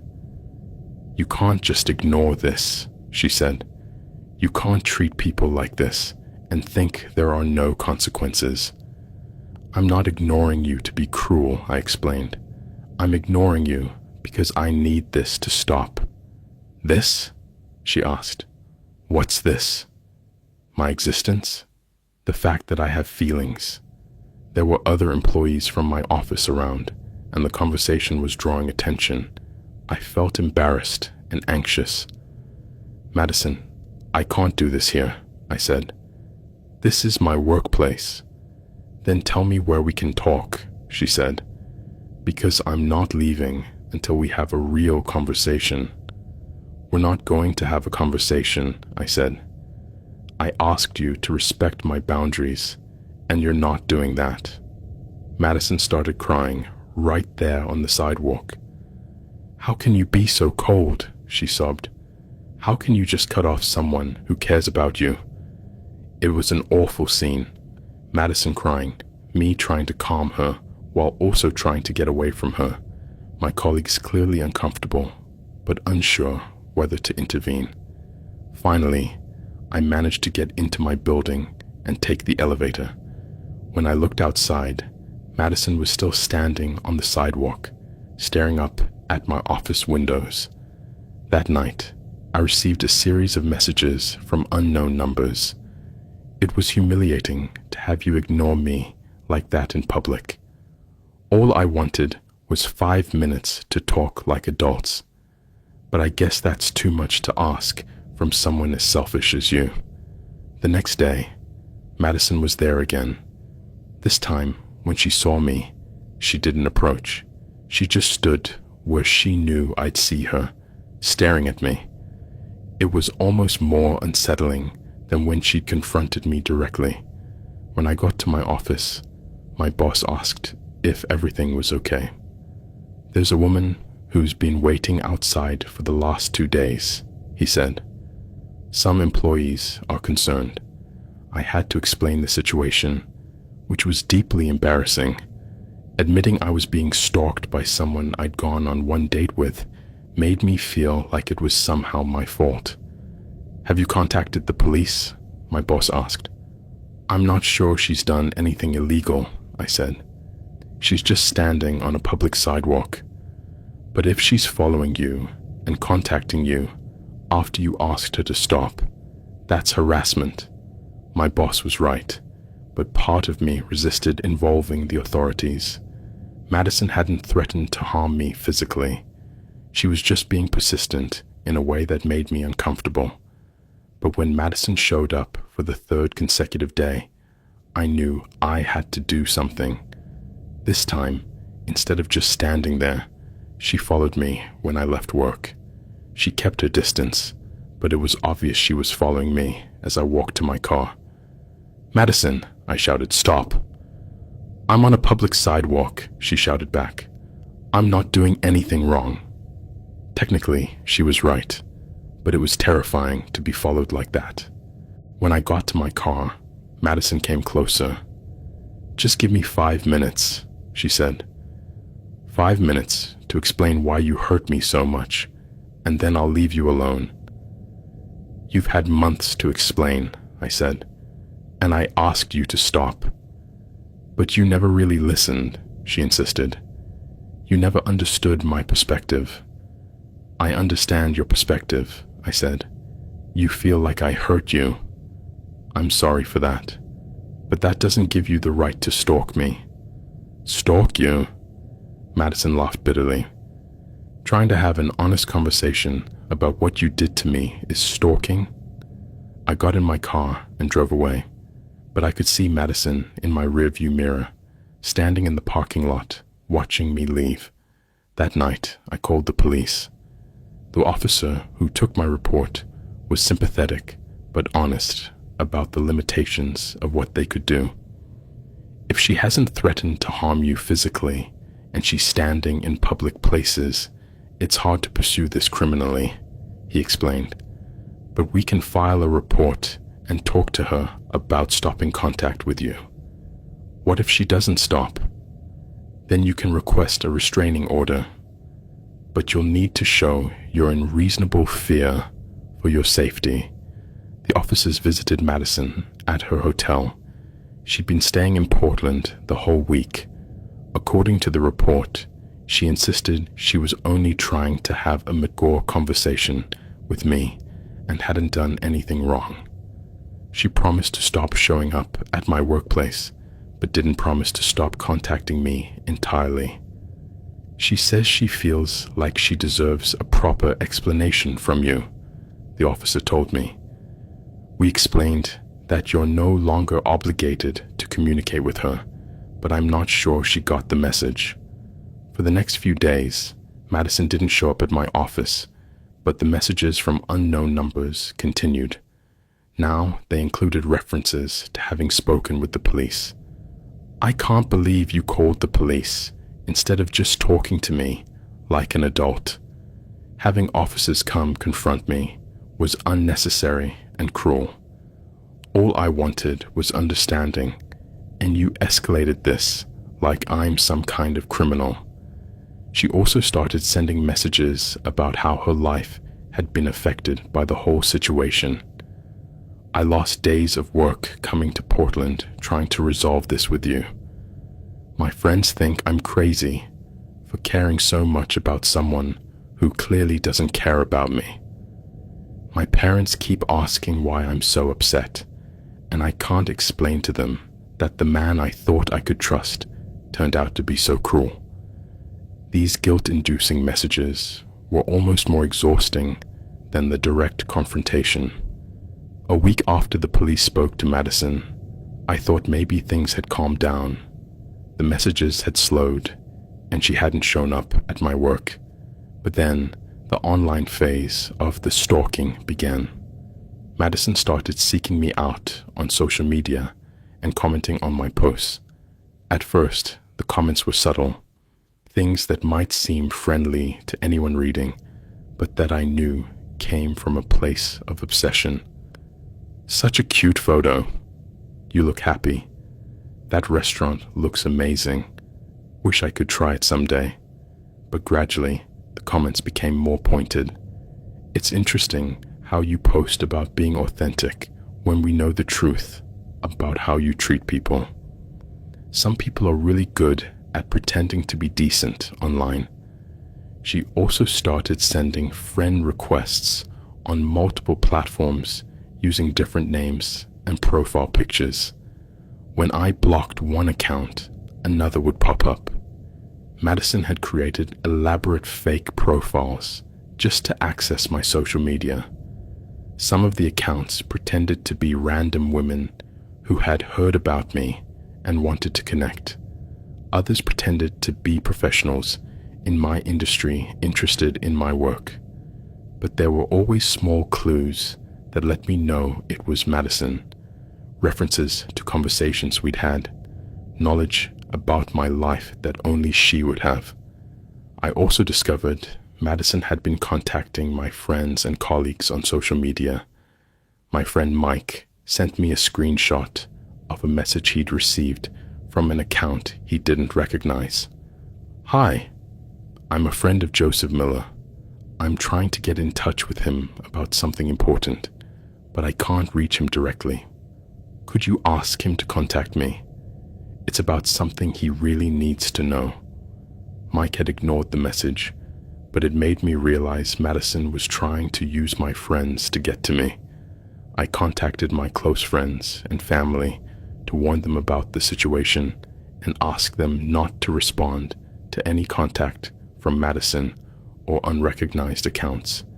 It was humiliating to have to explain to my family and friends that I was being stalked by someone I'd gone on one date with, but it was necessary. My sister asked if I was scared, and I realized I was. Not scared of physical violence necessarily, but scared that Madison would never stop.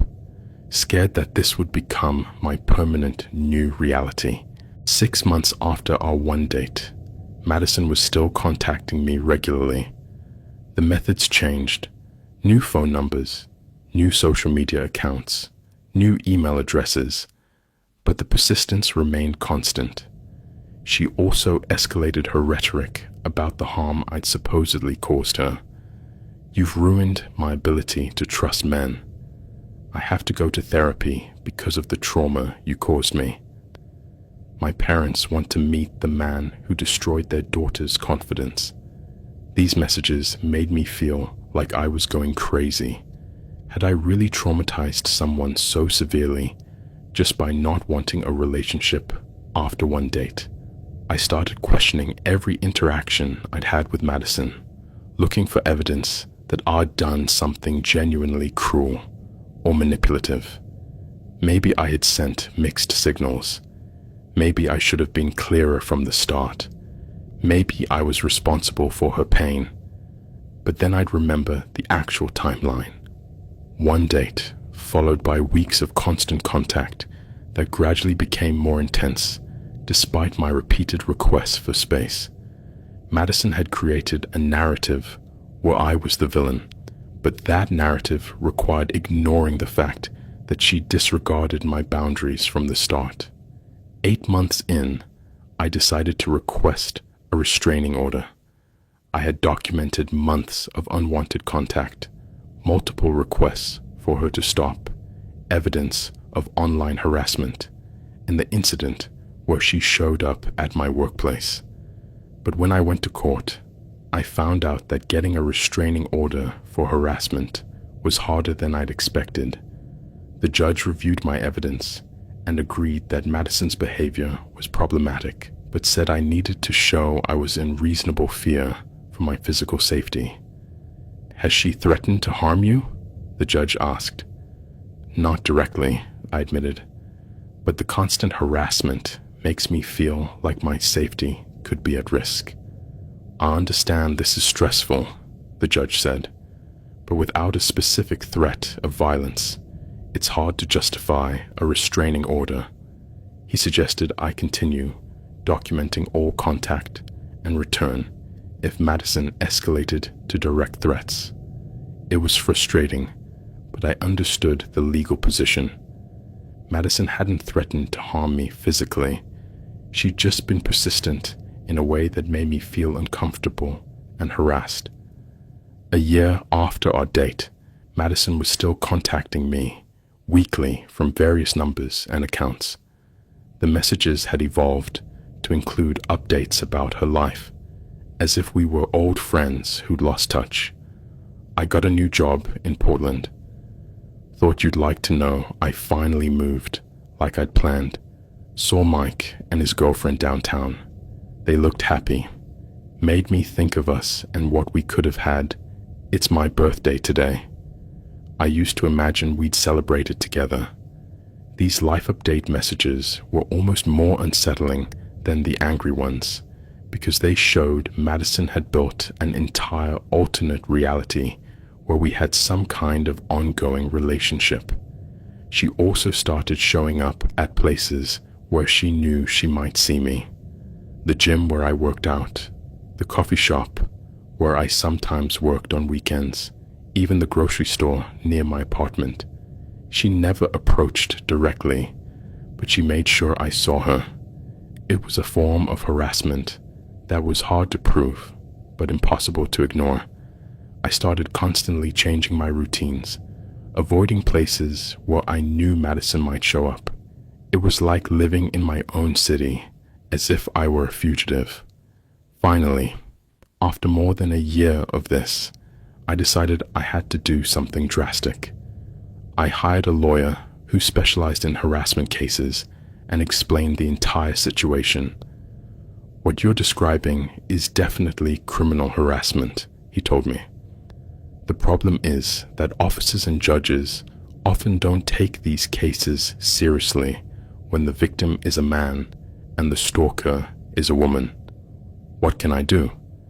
We can try for a restraining order again, but this time we'll present more comprehensive documentation. We can also explore civil options, suing for intentional infliction of emotional distress." My lawyer helped me compile over a year of evidence, screenshots of hundreds of messages, documentation of her appearances at my workplace, evidence of social media harassment, statements from friends and colleagues who'd been contacted by Madison. When we went back to court, the judge was impressed by the volume of evidence. "This certainly constitutes a pattern of harassment," he admitted, "but I'm still concerned about the lack of specific threats of violence." "Your Honor," my lawyer said, "harassment doesn't have to include threats of violence to be criminal. Persistent, unwanted contact after clear request to stop is enough under Oregon law." After reviewing the evidence for an hour, the judge agreed to grant a temporary restraining order. Madison was officially notified that she was prohibited from contacting me by any means, showing up at my workplace or residence, or approaching me in public places. For a moment, I thought maybe this would finally end the harassment. I was wrong. 2 days after Madison was served with the restraining order, I received a message from a new number. "A restraining order isn't going to change how I feel about you. You can't use the legal system to validate your cruel behavior. This just proves how far you're willing to go to avoid taking responsibility for what you did to me." I reported the violation immediately, but when the police tried to locate Madison, she'd vanished from her Portland apartment. Her landlord told me she'd terminated her lease and moved without leaving a forwarding address. For several weeks, I had no contact from Madison. I started to hope that maybe the restraining order had worked, or that she'd moved far enough away to make continued harassment impractical. But then the messages started again, this time from what appeared to be IP addresses out of state. Madison had apparently moved, but that hadn't ended her obsession. The new messages included updates about where she was living. "I moved to San Francisco. It's beautiful here, but it reminds me of you for some reason. Got a job at a rehab clinic. I'm helping people overcome trauma, something I know a lot about thanks to you." They also included references to the restraining order. It's funny how a restraining order can't stop feelings. You can make it illegal to contact you, but you can't make it illegal to think about you. Someday you'll realize what you lost when you pushed me away. I reported these violations, but prosecuting someone for harassment across state lines proved to be extremely complicated. Local authorities told me I'd need to work with federal officers if Madison was operating from another state, but the FBI told me I needed more specific threats to justify a federal investigation. I was stuck in a legal limbo where the harassment was clearly continuing, but no one had the jurisdiction or resources to do anything about it. Now, more than 2 years after our one date, Madison still contacts me occasionally. The messages come less frequently, maybe once a month instead of weekly, but they've never stopped completely. Sometimes they're nostalgic. "Remember when we walked around downtown after lunch? It was so perfect." Sometimes they're accusatory. "Do you ever feel guilty for how you treated me?" And sometimes they're life updates that suggest Madison has built an entire narrative about our relationship that continues to evolve in her mind. We hit 2 years last month. I celebrated by buying myself flowers you would have picked for me. I reported her to the police over a year ago, but to this day, she continues to stalk me. I've learned to live with the reality that there will probably always be a part of my life that Madison feels entitled to invade. I've changed my phone number 6 times. I've changed all my social media accounts. I even switched jobs to a company in a different part of the city. But Madison always finds ways to contact me. The experience has taught me deeply unsettling lessons about stalking, obsession, and how little the legal authorities can do in situations like this. It's also taught me that stalking doesn't always look like we expect it to. Madison never threatened to harm me physically. She never broke into my apartment or destroyed my property, but her obsessive persistence, her refusal to accept boundaries, and her ability to reinterpret every interaction through the lens of her own narrative have been deeply traumatic in ways that are hard to explain to people who haven't been through it. The worst part of this entire experience has been the way it's made me question my own perception of reality. Madison is so convincing in her belief that I was cruel and manipulative that I sometimes find myself wondering if she's right. Should I have been clearer from the start? Did I send mixed signals without realizing it? Am I responsible for the pain she's experiencing? These doubts about myself are, I think, part of why the stalking has been so effective. Madison hasn't just invaded my privacy and peace of mind. She's managed to make me question my own moral integrity. I've also learned that male stalking by women is taken less seriously by legal authorities and society in general. When I explained my situation to officers, lawyers, even friends, I often sensed an underlying assumption that I should be able to handle Madison more easily, or that I'd somehow allowed the situation to escalate. "Why didn't you just tell her to get lost?" one officer asked. "Can't you just block her numbers?" a friend suggested. "Maybe if you had been clearer from the start," another said.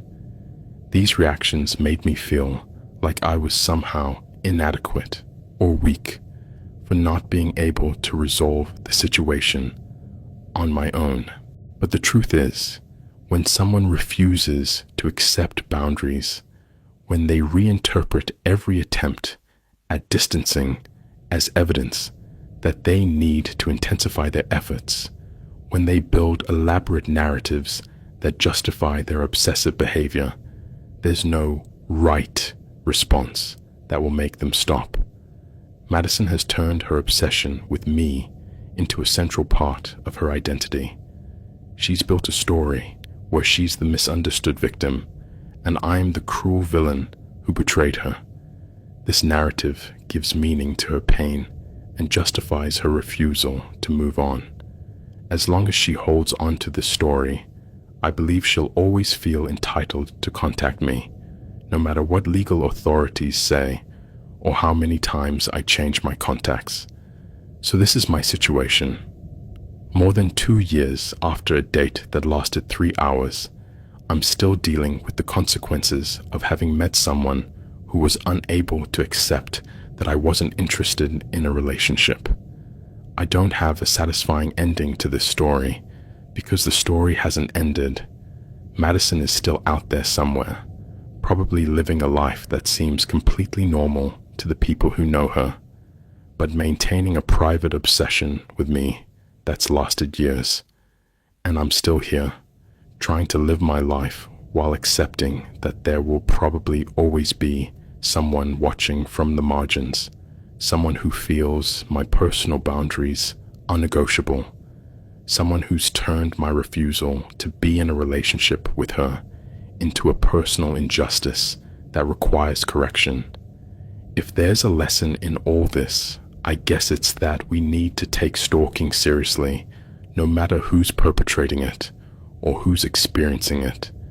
It's also a reminder that some people simply can't accept rejection, and that no amount of kindness, clarity, or firmness can make those people respect boundaries they don't want to acknowledge.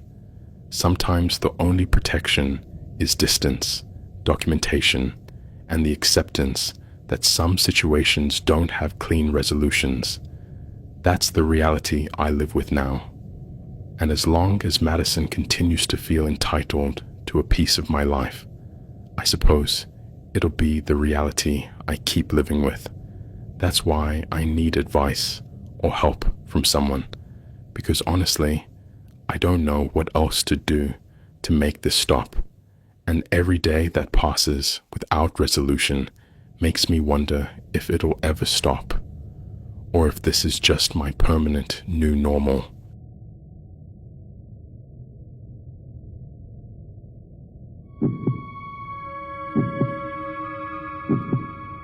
I met him on Tinder.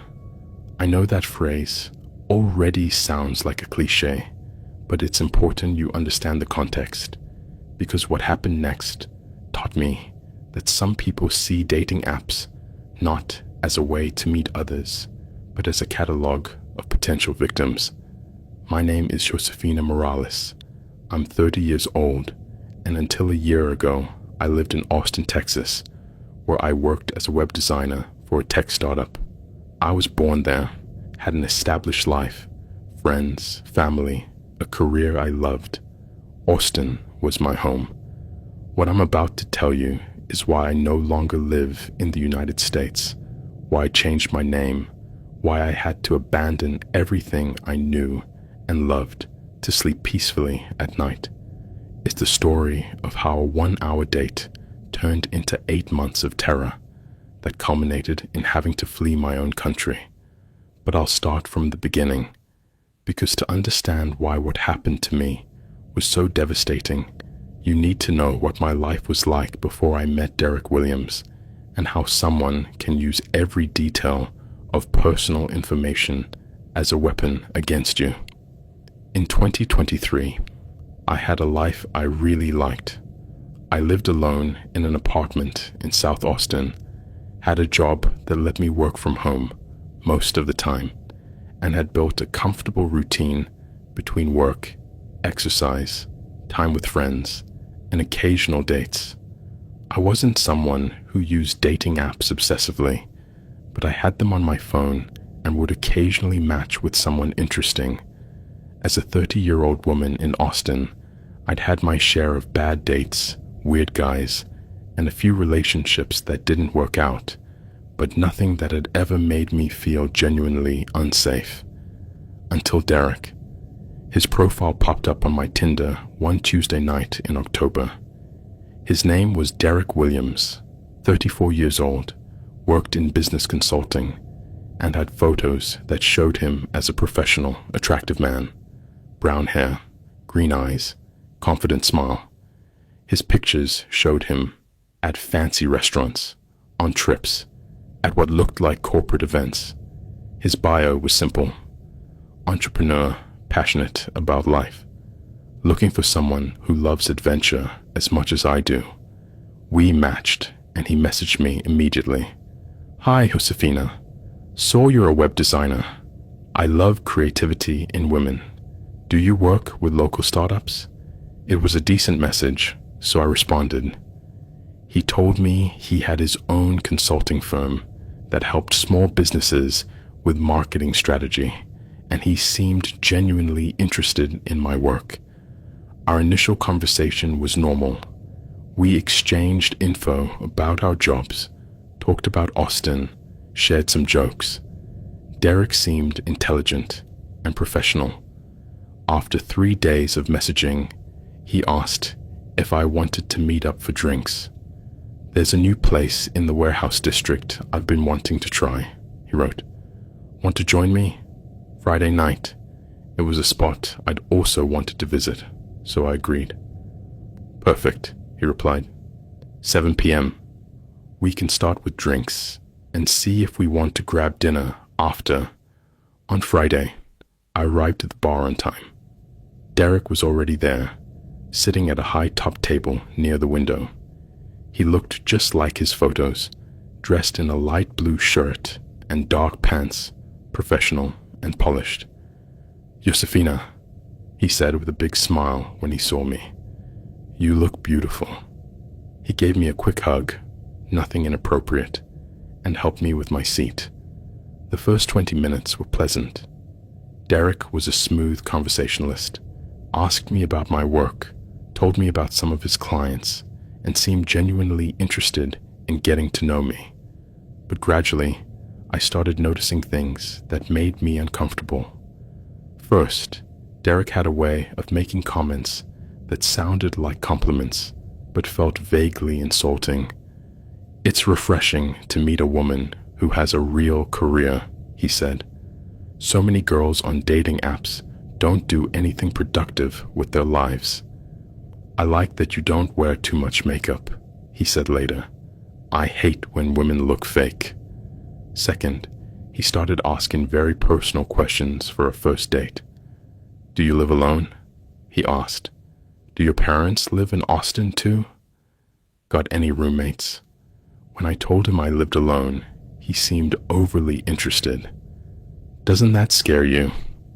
"Austin can be dangerous for women living alone." "Not really," I said. "I live in a safe neighborhood and have good neighbors." "How well do you know your neighbors?" he pressed. "Would they know if something happened to you?" It was a strange line of questioning that made me feel like he was assessing me in some way. Third, Derek had strong opinions about how women should behave. When I mentioned I sometimes went out with my girlfriends on weekends, he frowned. "Where do you go?" "Bars, clubs." "Sometimes," I said. "Also restaurants, events, normal stuff." "Just be careful," he said. "There are a lot of dangerous guys out there who take advantage of women who drink too much." The way he said it didn't feel like genuine concern, but like he was judging my behavior. After an hour, I knew I didn't want a second date with Derek. He hadn't done anything terrible, but there was something about his energy that made me feel evaluated and uneasy instead of valued or respected. When Derek suggested we go to dinner, I told him diplomatically that I had to leave early. "Early?" he asked. "It's only 8 p.m. "I have to work early tomorrow," I lied. Derek seemed disappointed, but didn't push. "Okay, I get it. Can we do this again soon?" "Sure," I said, though I already knew I wouldn't. Derek insisted on paying the whole bill, which I appreciated, and walked me to my car. "I had a great time," he said. "I definitely want to see you again." He gave me another hug, this one a bit longer and more intimate than I was comfortable with, and said goodnight. As I drove home, I felt relieved the date was over. Derek hadn't been awful, but he definitely wasn't someone I wanted to spend more time with. The next day, Derek texted me, "Good morning, beautiful. Had an amazing night with you. When can we see each other again?" I replied, "Hi, Derek. Thanks for the night. I've been thinking, and I don't think we're compatible for dating. Wishing you the best. I thought that would be the end of it, but I was completely wrong." Derek responded immediately. "What do you mean, not compatible? I thought we had a good time." "We did," I wrote, "but I didn't feel a romantic connection. Can you be more specific? Did I do something that upset you?" I didn't want to get into details because I'd learned that giving specific reasons to men who don't accept rejection often leads to arguments about why you're wrong. "Just didn't feel chemistry," I wrote. "It's not personal." "That's not a real reason," Derek replied. "How can you know if there's chemistry after just 1 hour?" It was exactly the kind of pressure I'd hoped to avoid by being vague. "Sometimes you know, sometimes you don't," I wrote. "It was nice meeting you, but I'm not interested in continuing." Derek didn't respond right away, so I thought maybe he'd accepted my decision. I was very wrong. 2 hours later, I received a long message. "Josefina, I've been thinking about our conversation, and I think maybe you misunderstood some things I said. I can be protective of women I care about, and maybe that came off wrong. Could we try again? I promise to be more chill." "Derek," I replied, "I appreciate you reflecting, but my decision isn't based on misunderstandings. I'm just not interested. Please respect that." "So that's it? One chance and done?" "Yes, that's it. That feels unfair, but okay. Have a nice life. I thought that was really the end. For 3 days, I didn't hear from Derek, and I started to relax. Then the call started. On Wednesday night, Derek called me around 9 p.m. "Hi, Josefina," he said when I answered. "How was your day?" "Derek, I thought we were done with this conversation. I just wanted to apologize properly," he said. "I'm sorry if I came on too strong over text. Can we talk like adults?" Against my better judgment, I talked to him for 10 minutes. Derek apologized for pushing me and said he respected my decision, but wanted to make sure there was no bad blood between us. "Okay," I said. "I appreciate the apology. Can we at least be friends?" he asked. "Derek, I think it's better if we don't stay in contact." "Why?" "I don't understand why we can't just be friends. Because I don't know you well enough to be friends, and because I feel like you're still hoping I'll change my mind about dating." "I'm not hoping for that," he insisted. "I just like talking to you." After that call, I sent him a clear text. "Derek, please don't call me again.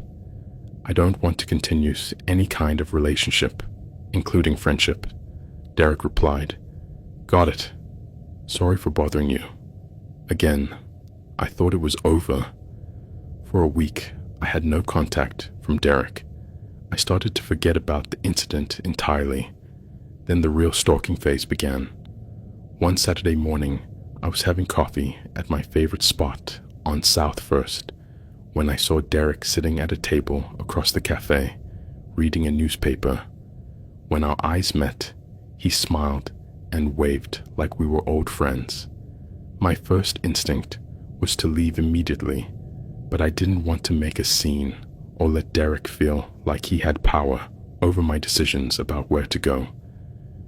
I finished my coffee quickly and left, but Derek followed me outside. "Josefina," he called. "What a coincidence." "Derek," I said, stopping on the sidewalk. "What are you doing here?" "Having coffee," he said, with an innocent smile. "You. This cafe is 15 minutes from where you live," I said. He'd mentioned during our date that he lived in North Austin. "I like exploring different parts of the city," he said. "Is that a crime?" Technically, it wasn't, but it felt too coincidental. "Derek, I asked you not to contact me." "I'm not contacting you," he said. "I'm having coffee." Running into each other is just a coincidence. There was nothing I could say to that without sounding paranoid, so I left. But over the next week, Derek showed up at 3 more places where I was: the grocery store where I always shopped, the gym where I worked out, and a restaurant where I'd gone for lunch with a friend. Each time, he acted surprised to see me and claimed it was a coincidence. After the 4th encounter, I knew Derek was following me. I texted him, "Derek, I know you're following me. Stop immediately or I'll call the police." Derek replied, "I don't know what you're talking about. Austin isn't that big. It's normal to run into people you know. We're not people who know each other," I wrote. "We had one date. I asked you not to contact me. Now you're showing up wherever I go."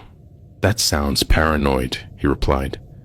"Maybe you should consider that not everything revolves around you." That message infuriated me because it was exactly the kind of gaslighting designed to make me question my own perception. I decided to document everything. I started taking discrete photos every time I saw Derek, noting dates, times, and locations. Over the next 2 weeks, Derek appeared in my life 12 more times, always at places where I was, always acting surprised, always with a plausible explanation for being there. When I confronted Derek again, he escalated his response. "Josefina, you're acting crazy. I'm not following you. If you really think that, maybe you need professional help." The only person who needs help is you, I replied. You know what? He wrote. You're right. I'm done being nice to you. You clearly don't appreciate it. That night, I received a series of messages from Derek that were completely different in tone from anything he'd sent before. You're an arrogant bitch who thinks every guy is obsessed with you. The date was awful. I was just being polite when I said I wanted to see you again.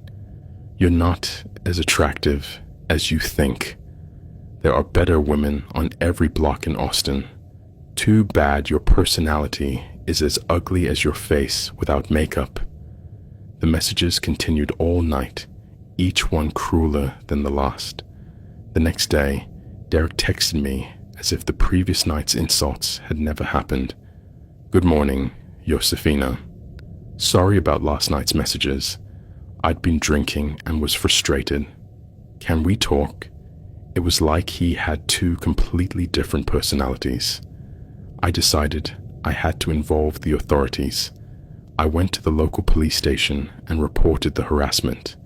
The officer who took my report was sympathetic but honest about the limitations. Without specific threats of violence, it's hard to do much, he explained. But we can file a report and talk to him about stopping contact with you. 2 days later, the officer called to tell me they'd visited Derek. He says you're overreacting to a few casual run-ins and that the messages were sent when he was drunk, he said. He promised to stop contacting you, but insists he hasn't done anything criminal. What if he doesn't stop? Then you'll have more evidence for a restraining order. For a week, I had no direct contact from Derek. I started to hope the police intervention had worked, but then things escalated in ways I never could have imagined. Derek had started systematically researching my life. I began receiving messages from unknown numbers containing information about me that Derek shouldn't have known. How was dinner with your sister on Tuesday? You guys seem to be laughing a lot. Your boss seems like an interesting guy. Been working for him long. Your apartment looks nice from the outside. I like the second-floor balcony. Derek had been not only following me, but researching my family, my job, my personal life. When I reported these messages to the police, the detective told me something that chilled me to the bone. Miss Morales, this kind of systematic harassment usually escalates. You need to consider more serious safety measures. Like what? Security system for your apartment, varying your daily routines, maybe staying with family or friends for a while. It was terrifying to hear a police officer tell me I needed to change my life because someone I'd met for 1 hour was obsessed with me. I installed security cameras, changed the locks on my apartment, and started varying my schedules and routes. But Derek always seemed to know where to find me.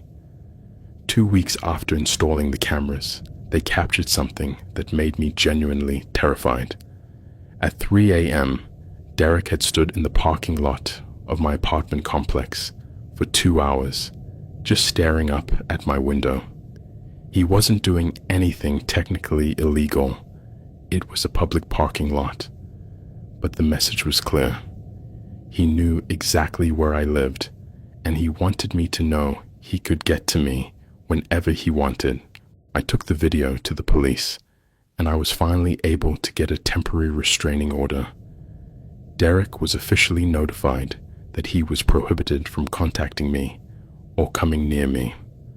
For 2 days, I thought maybe this would finally end the harassment. I was very wrong. Derek responded to the restraining order by escalating to a level I never could have imagined possible. First, he started contacting my family and friends. My sister called me hysterical. Josefina, a man called my work saying you were suicidal, and he was worried about you. What's going on? My best friend received Facebook messages from fake accounts claiming I'd been talking about harming myself. My boss received an anonymous email alleging I had a drug problem and had been stealing from the company. Derek had created a coordinated campaign to destroy my reputation and relationships. Second, he started sabotaging my work. I received calls from clients canceling projects because they'd received concerning information about my mental stability. My professional online profile was hacked and altered to include false and embarrassing information. Fake reviews appeared on professional websites claiming I was unstable and difficult to work with. Third, Derek escalated the physical harassment. He started showing up not just where I was, but where he knew I was going to be. He had access to my calendar somehow, because he appeared at events and locations I hadn't mentioned publicly. When I went to a doctor's appointment, Derek was in the parking lot. When I went to a networking event, Derek was there, pretending to be a legitimate attendee. When my sister and I went to lunch for her birthday, Derek was sitting in the restaurant when we arrived. It was like he had full access to my digital life and was using that information to psychologically torture me. Fourth, Derek started manipulating my environment in ways designed to make me feel like I was losing my mind. Things in my apartment started being moved slightly, nothing dramatic, but enough for me to notice someone had been there. My car was vandalized in subtle ways. Small scratches, a slightly deflated tire, my license plate loosened. I received deliveries I hadn't ordered, pizza, flowers, even furniture, all sent to my address in my name, but paid for by anonymous sources. The combination of digital harassment, professional sabotage, and physical manipulation had me in a constant state of panic and paranoia. I couldn't sleep because I didn't know if Derek had access to my apartment. I couldn't work effectively because I was constantly dealing with the damage Derek was doing to my professional reputation. I couldn't maintain normal relationships because Derek was contacting everyone in my life with lies designed to isolate me.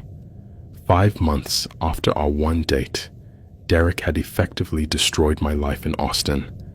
I'd lost 3 major clients due to his smear campaigns. My family was constantly worried about me and frustrated that I couldn't make Derek stop. My friends started avoiding me because Derek was constantly contacting them with concerns about my mental well-being. Even my apartment no longer felt safe because Derek had repeatedly shown he could access it. When I reported all these escalations to the police, the detective was honest with me. Miss Morales, this individual is operating at a level of sophistication beyond typical harassment. He's using multiple tactics designed to isolate you and destabilize every aspect of your life. What can I do? Honestly, you might consider relocating. I know it's extreme, but this kind of obsessive harassment rarely stops until the perpetrator loses access to the victim. The suggestion that I might have to move to escape someone I'd met for 1 hour filled me with rage and despair. Why did I have to be the one to lose everything? But when Derek escalated to his next phase, I realized I had no choice. Derek started contacting my family directly, not just with lies about my well-being, but with veiled threats. My sister received a text from an unknown number. Josefina is in danger, but not the kind you think. The choices she's made are going to have consequences for your whole family. My parents received phone calls from someone claiming to be a concerned friend, telling them I was involved in dangerous activities that could affect the family's safety. When my sister told me about these contacts, I knew Derek had crossed a line that made this no longer just about me. He's threatening our family, I told her. What are we going to do? She asked. I'm going to leave, I said. I'd been considering moving to another city, maybe Dallas or Houston, but when I researched more about Derek, I learned something that made me realize I needed to go much farther. Derek Williams wasn't his real name. A private investigator I hired discovered that Derek had used multiple identities over the past several years and had been involved in stalking cases in at least 3 different states. His real name was David Wilson, and he had active restraining orders against him in California and Nevada for similar behavior. This guy is a serial predator, the investigator told me. He's been doing this for years, refining his methods with each victim. What did the other victims do? The ones I could track down moved out of state. One moved out of the country. That conversation made me realize that Derek/David wasn't going to stop until it was impossible for him to find me. It also made me realize he'd probably been watching and researching me long before our date. He'd chosen my Tinder profile specifically because he'd determined I'd be a suitable victim. With the help of the private investigator and a lawyer specializing in harassment, I developed a plan to disappear completely from Derek's life. First, I legally changed my name. Josefina Morales became Jessica Martinez. Second, I closed all my social media accounts and created new ones under my new identity. Third, I transferred my web design business to an LLC under my new name with a registered address in another state. Fourth, and hardest, I cut all public ties to my life in Austin. I told my family and friends I was moving, but didn't tell them where. Finally, I used contacts the private investigator had in law enforcement to be included in a program that helps stalking victims relocate with new identities. 3 days before I left Austin, Derek showed up at my apartment. I'd been packing when I heard banging on my door. When I looked through the peephole, I saw Derek standing there with a bouquet of flowers. "Josefina," he said through the door, "I know you're in there. We need to talk." I didn't respond, but Derek kept talking. "I know you're planning to move," he said, "but running away isn't going to solve anything. Wherever you go, I'm going to find you. I've been doing my research, and I know exactly how you're planning to disappear. But you can't hide from me forever. This hide-and-seek game you're playing just makes me want to find you more." Hearing Derek describe my life as a game he was enjoying filled me with terror. I called the police, but by the time they arrived, Derek was gone. They found the flowers he had left outside my door. They had a note: "Until we meet again." That night, I left Austin for good.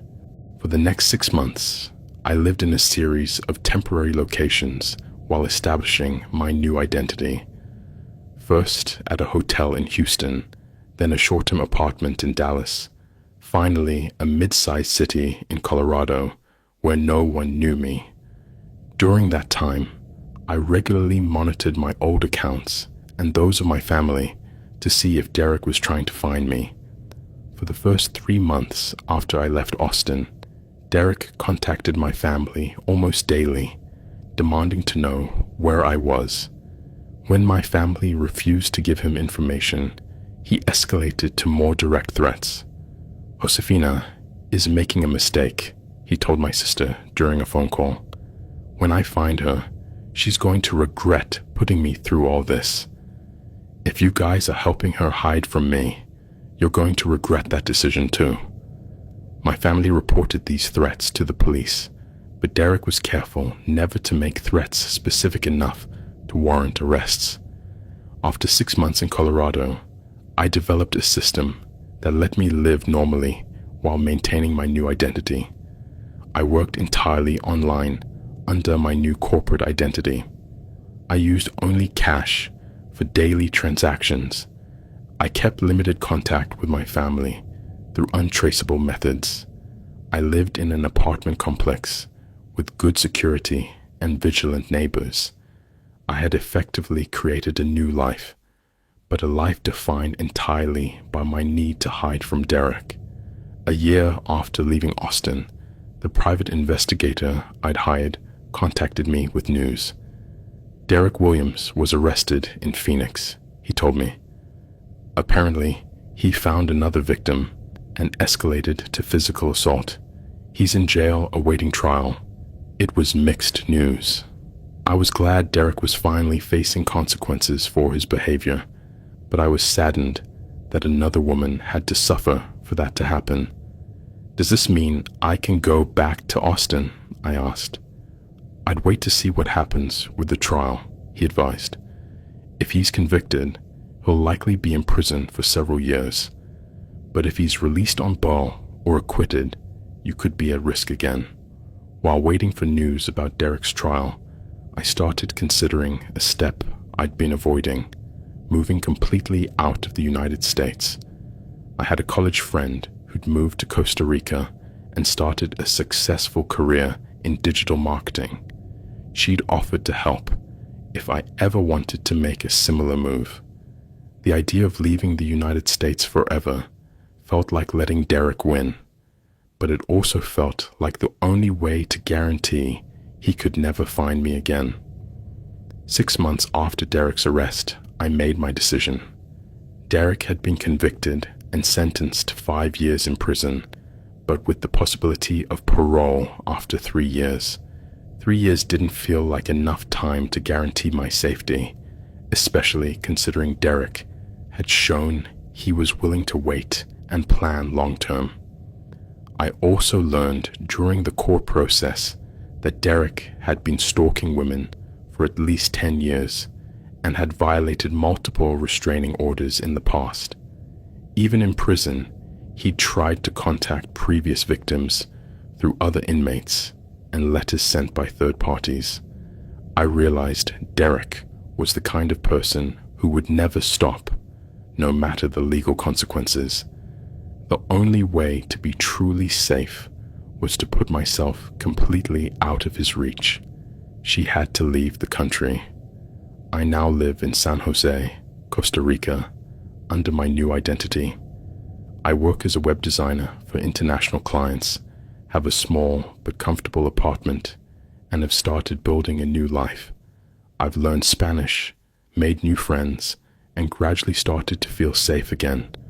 But the experience changed me in ways that will never fully go away. I don't use dating apps. The idea of meeting strangers online fills me with anxiety.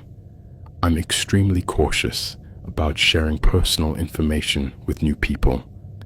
I constantly monitor my online presence to ensure it can't be traced, and there's always a part of me that wonders if Derek could find me, even here. The private investigator keeps me updated on Derek's status. He's still in prison, but with good behavior, he could be eligible for parole in 2 years. When that happens, I'll have to decide if Costa Rica feels safe enough, or if I need to move again. It's a strange way to live, always ready to run, always looking over my shoulder, always aware that there's someone out there who feels entitled to my life. But I've also learned that survival sometimes requires dramatic losses. I lost my hometown, my established career, my proximity to family and friends, but I gained something Derek had been trying to take from me for months: my autonomy and my peace of mind. The decision to leave the country wasn't just about escaping Derek. It was about reclaiming the right to live my life on my own terms, without letting someone else's obsession dictate my choices. It's been a high price, but it's been worth it. Because while Derek took a lot from me, he didn't manage to take my ability to build a new life, to find happiness again, to trust my own instinct. My experience taught me that obsessive stalking isn't just about unwanted contact. It's about control. It's about making the victim feel like they have no options, no power, that their life belongs to the stalker. Derek didn't want a relationship with me. He wanted to possess me. When I refused to be possessed, he decided to destroy my life as punishment.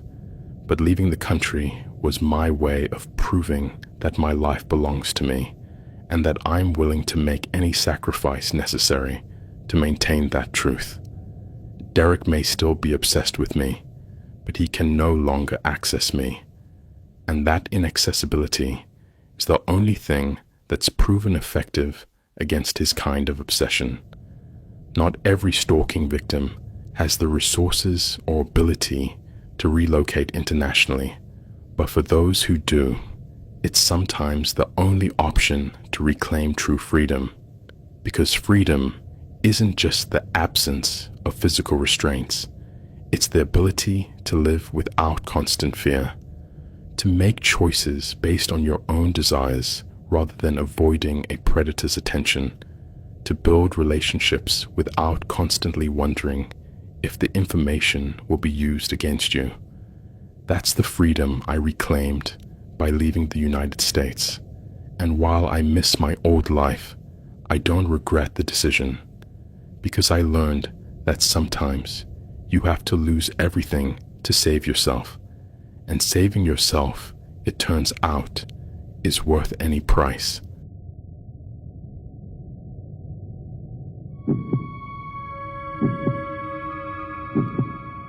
My name is Victor, and this is my story, told exactly as I lived it, without embellishments or filters, just the raw flow of memories that still wake me up at night with my heart pounding like an uncontrollable drum. It all began on a gray autumn afternoon in Buenos Aires, where the air heavy with car exhaust and the constant city bustle reminded me daily how alone I felt amidst millions of people. I was 32 years old, with a stable job as a systems engineer at a mid-sized downtown company, spending 8 hours a day in front of a monitor solving code problems that seemed infinitely simpler than those in my personal life. My apartment was a small space in Palermo, with white walls and minimalist furniture bought on sale, but they never managed to hide the emptiness that had settled there since Anna left me a year and a half ago. She said she needed space, that our relationship had become routine, and I, instead of fighting, just nodded, thinking maybe she was right, that I was the kind of man who settled for the predictable. After that, I retreated into the online world, into dating apps where connections seemed easy, superficial, but at least filled the dead hours between work and sleep. It was on Connect Me where I found her, or rather, where I thought I found her. The app promised authentic encounters, not just swipes based on photos, but deep chats about shared interests. Her profile appeared in my suggestions one night while I was scrolling hopelessly. Lara_92, a photo of a girl with chestnut hair falling in soft waves over her shoulders, green eyes looking directly at the camera with a mix of curiosity and warmth, and a smile that seemed genuine, not one of those forced for perfect selfies. Her bio was simple but appealing: lover of old books, black coffee, and long walks on forgotten trails.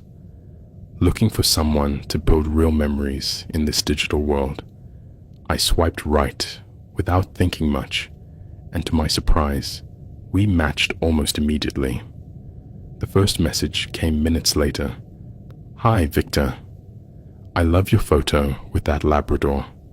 Is it yours? Seems like the perfect adventure companion." I replied that it was my sister's, but I took care of it on weekends when she traveled, and from there we flowed naturally into talking about pets, how animals filled gaps that people sometimes left empty. She told me she had a stray cat she'd adopted named Whiskers, and that she lived in a small town called San Rafael in Mendoza, a place surrounded by vineyards and mountains that sounded like an idyllic escape from the chaos of Buenos Aires. The chats became daily, a ritual I looked forward to eagerly. In the mornings, while drinking my coffee alone in the kitchen, I checked for new messages, and there was always one. A good morning with a photo of her breakfast, or a quote from a book she was reading. We shared literary tastes. Both of us were fans of Gabriel Garcia Marquez, and we spent hours discussing 100 Years of Solitude, how Macondo represented that magical realism that sometimes seeped into everyday life. My town is a bit like Macondo, she wrote once, full of hidden stories and people who seem straight out of a tale. I told her about my routine in Buenos Aires, the infernal traffic on Avenida 9 de Julio, the nights I went running in Parque 3 de Febrero to clear my mind, and how the constant noise made me crave silence. She responded with empathy, telling me that in San Rafael the silence was almost oppressive at times, especially living alone in an old house inherited from her grandparents. I lost my parents young in a car accident, she confessed one night in a long message. And since then, I've learned to value deep connections. I'm not looking for something casual, Victor. I want something real. Her words resonated with me. I'd also lost my father at 15, a victim of cancer that consumed him quickly, leaving my mother and me alone in Cordoba before I moved to the capital for university. I told her that, and I felt an immediate connection, as if finally someone understood the weight I carried. Weeks passed, and the messages evolved into audio calls. My camera's broken. Sorry, she said the first time, with a soft laugh that sounded a bit hoarse, as if she had a chronic cold or smoked in secret. I attributed it to the unstable rural connection and didn't press. Her voice was warm, feminine, with a Mendocino accent that dragged the S sounds charmingly. We talked for hours about indie films we both loved, like Amelie or The Secret in Their Eyes, how we hated big crowds but adored intimate moments, like a sunset picnic. She sent me photos regularly, a selfie in a park with a straw hat covering one eye, laughing, another in her rustic kitchen, making empanadas with a family recipe, one more of a vineyard at dawn, with mist covering the vines like a mysterious veil. I responded with photos of myself, in my office, with code on the screen, at the gym sweating after a weight session, or on my balcony with a beer in hand, looking at the city skyline. Little by little, the conversation grew more intimate. One night, after a stressful day at work, where a project crashed due to a bug I hadn't foreseen, I told her about my ex, Anna, how she'd left me for someone more exciting, a musician who traveled the world while I stayed in my cubicle. Laura listened silently during the call, then said, "Victor, you're an incredible man. Stable, kind, with a heart that shows in every word. She didn't value you, but I would. You deserve someone who sees how special you are." Her words warmed me inside, made me feel desired for the first time in a long time. It was after a month when the idea of meeting in person came up. "Come to San Rafael," she wrote one Thursday night. "I'll show you the town. We'll walk through the vineyards, taste local wines. It could be our first real adventure. Away from screens, I hesitated at first. I'm not one for impulsive decisions. I thought about work. If I could take a weekend off, the risks of traveling to an unknown place for someone I only knew virtually. But her voice on the next call convinced me. Imagine it, Victor. You and me, under the Mendocino stars, talking until dawn. No pressure, just the possibility of something beautiful. I organized everything quickly, requested Friday and Monday off, rented a compact car from an agency near my house, a gray Fiat that smelled new and had built-in GPS. I told her I'd arrive Friday afternoon, and she sent me the address. Calle Las Heras, 456, a house at the end of a secondary street, easy to find. I'll be waiting with dinner ready, she added with a heart emoji that made me smile. The trip was a mix of excitement and nerves. I left Buenos Aires at 8 in the morning, the sun just peeking over the tall buildings, traffic already dense but flowing once I left the city. Route 7 stretched ahead like a promise. First the endless flat pampas, green fields dotted with cows and horses, the wind whistling against the windows as I listened to a playlist I'd made with songs we'd shared, like modern tangos from Bajo Fondo and national rock from Soda Stereo.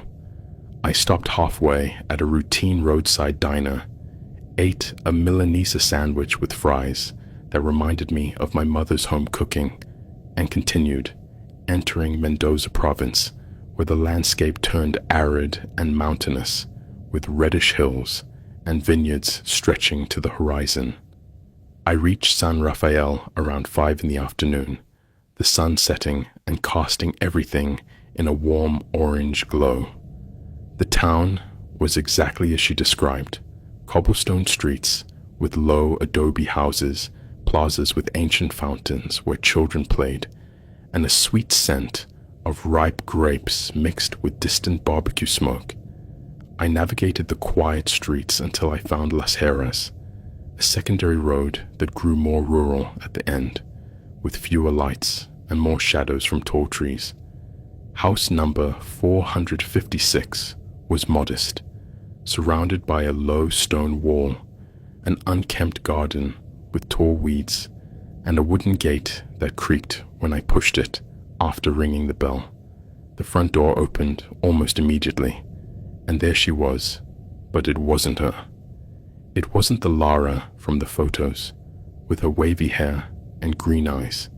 Instead, a man about 60 years old, bald on top, with messy gray strands on the sides, an unkempt beard covering sunken cheeks, glassy blue eyes staring at me with disturbing intensity, and a crooked smile that didn't reach his eyes.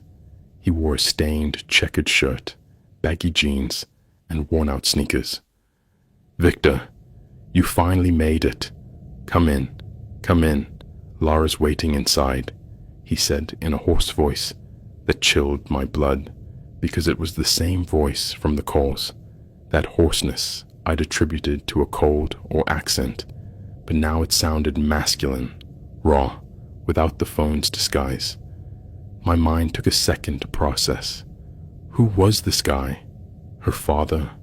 An uncle living with her? I stepped inside cautiously, my heart racing, scanning the dark living room, with heavy curtains blocking the sunset light, dusty dark wooden furniture, a worn sofa, and a table with remnants of old food. The air smelled of dampness, staleness, something rancid like forgotten spoiled food. Old photos hung on the walls. A young woman who looked like Lara from the photos, with the same chestnut hair, but in black and white from decades ago. "Excuse me, where's Lara?" I asked, trying to keep my voice calm, but feeling a knot in my stomach, telling me something was wrong. Very wrong. The man closed the door behind me with a click that sounded like a trap shutting, turning the key deliberately. "Lara is me, Victor. Or rather, Lara is part of me. Come, sit. I made you tea," he replied, his smile widening into something like a triumphant grimace. The world tilted under my feet, a sudden vertigo making me stagger. What? This must be a mistake. I came to see Lara, the girl from the app, the one in the photos. I stepped back toward the door, my hand reaching for the knob, but he moved fast, surprisingly agile for his age, stepping in front of me. No, Victor. You came for me. For Laura. We're the same. Sit, or I'll make you, he said, his voice dropping to a growl, his bloodshot eyes now showing a contained rage. I tried to wrestle the knob, but it was locked, and before I could shout or push him, I felt a sharp sting in my neck. A syringe, pulled from his pocket like magic, injecting something cold that spread through my veins like poison. My knees buckled, my vision blurred, and I collapsed to the floor, the world turning black as his hoarse laugh echoed in my ears like a distant reverberation. I woke in darkness, my head throbbing with a dull pain, my mouth dry as sandpaper, my body numb. I was tied to a cold metal chair, thick ropes cutting into my wrists and ankles, the damp, oppressive basement enveloping me like a tomb. The room was small, maybe 4 by 4 meters, with cracked concrete walls stained with black mold, a single dangling bulb casting a weak yellow light that threw long, distorted shadows. The floor was uneven, with stagnant water puddles in the corners smelling of rot, and in one corner was a filthy mattress, stained with God knows what, a bucket for necessities, and rusty tools hanging on the wall, a hammer, pliers, a saw that made me shudder just looking at it. I tried to scream, but my voice came out muffled by a cloth gag tied in my mouth, bitter with the taste of old sweat. Panic surged through me, my heart hammering against my ribs, fragmented memories of the man, the syringe, the door locking.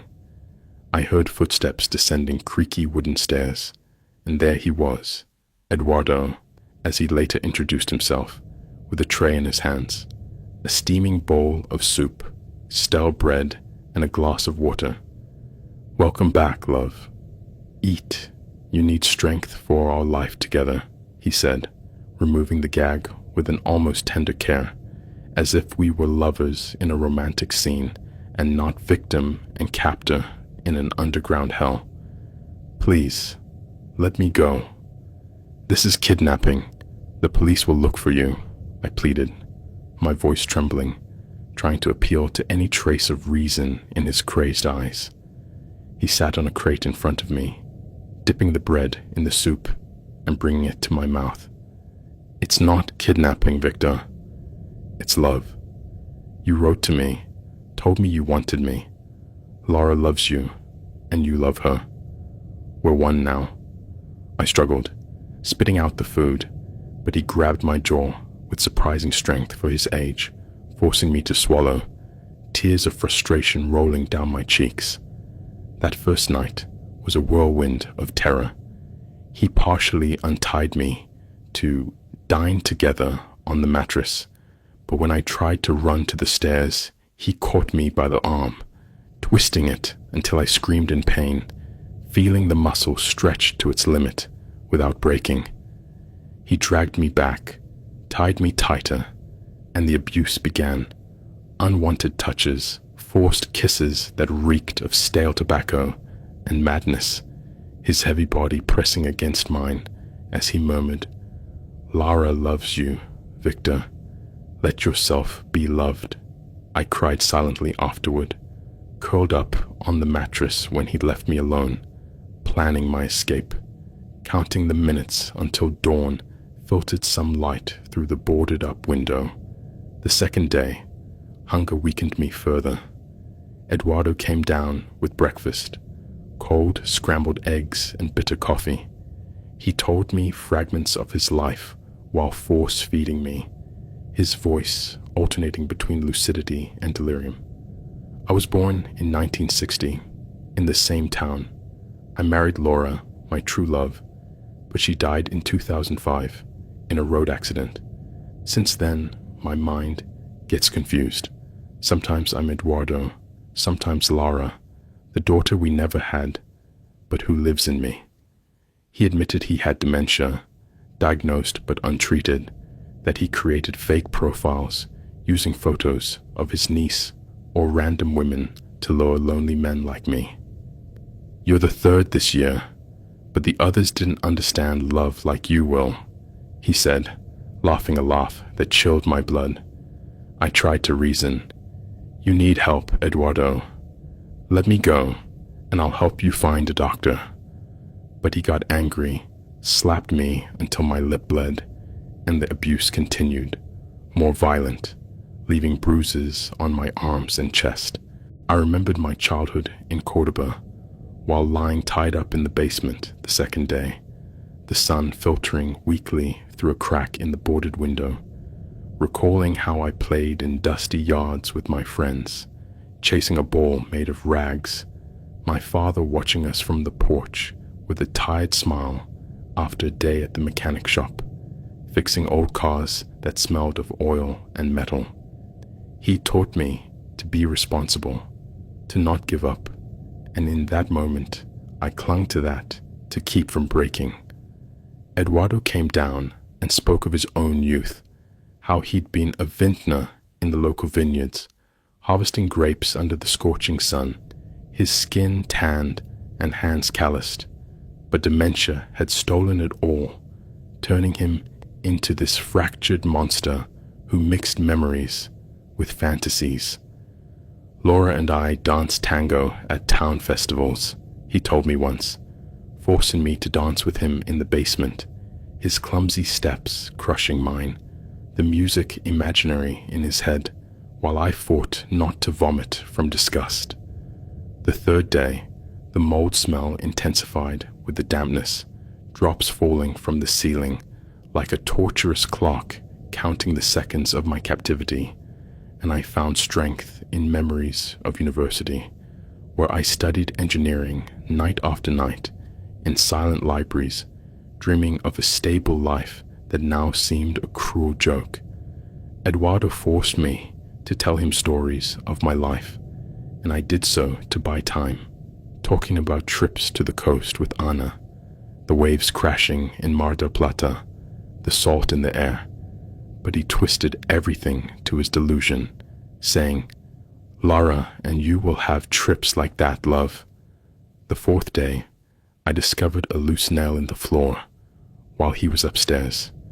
I used it to scrape the ropes, loosening them slowly over hours, the metal cutting my skin, but ignoring the pain for the hope of freedom. When he came down in the afternoon with lunch, dried chicken and rice, I feigned weakness, but he noticed the loose ropes and hit me with a stick he had on hand, cracks echoing in the basement like thunder, leaving my back burning. "Don't try to leave me, love. Lara won't allow it," he growled, tying me with chains this time, cold and heavy against my skin. The fifth day, his delusions worsened. He untied me to prepare our wedding, showing me an old yellow dress of his wife's, tattered but clean. "It'll look perfect on you, Victor. You'll be my bride." He forced me to dress in it, humiliated to tears, the rough fabric against my skin as he applied cheap rouge to my lips with trembling hands. I feigned compliance to survive, but inside I was breaking, thinking of my mother in Cordoba, my friends who might be looking for me, my job where my absence would be noticed on Monday.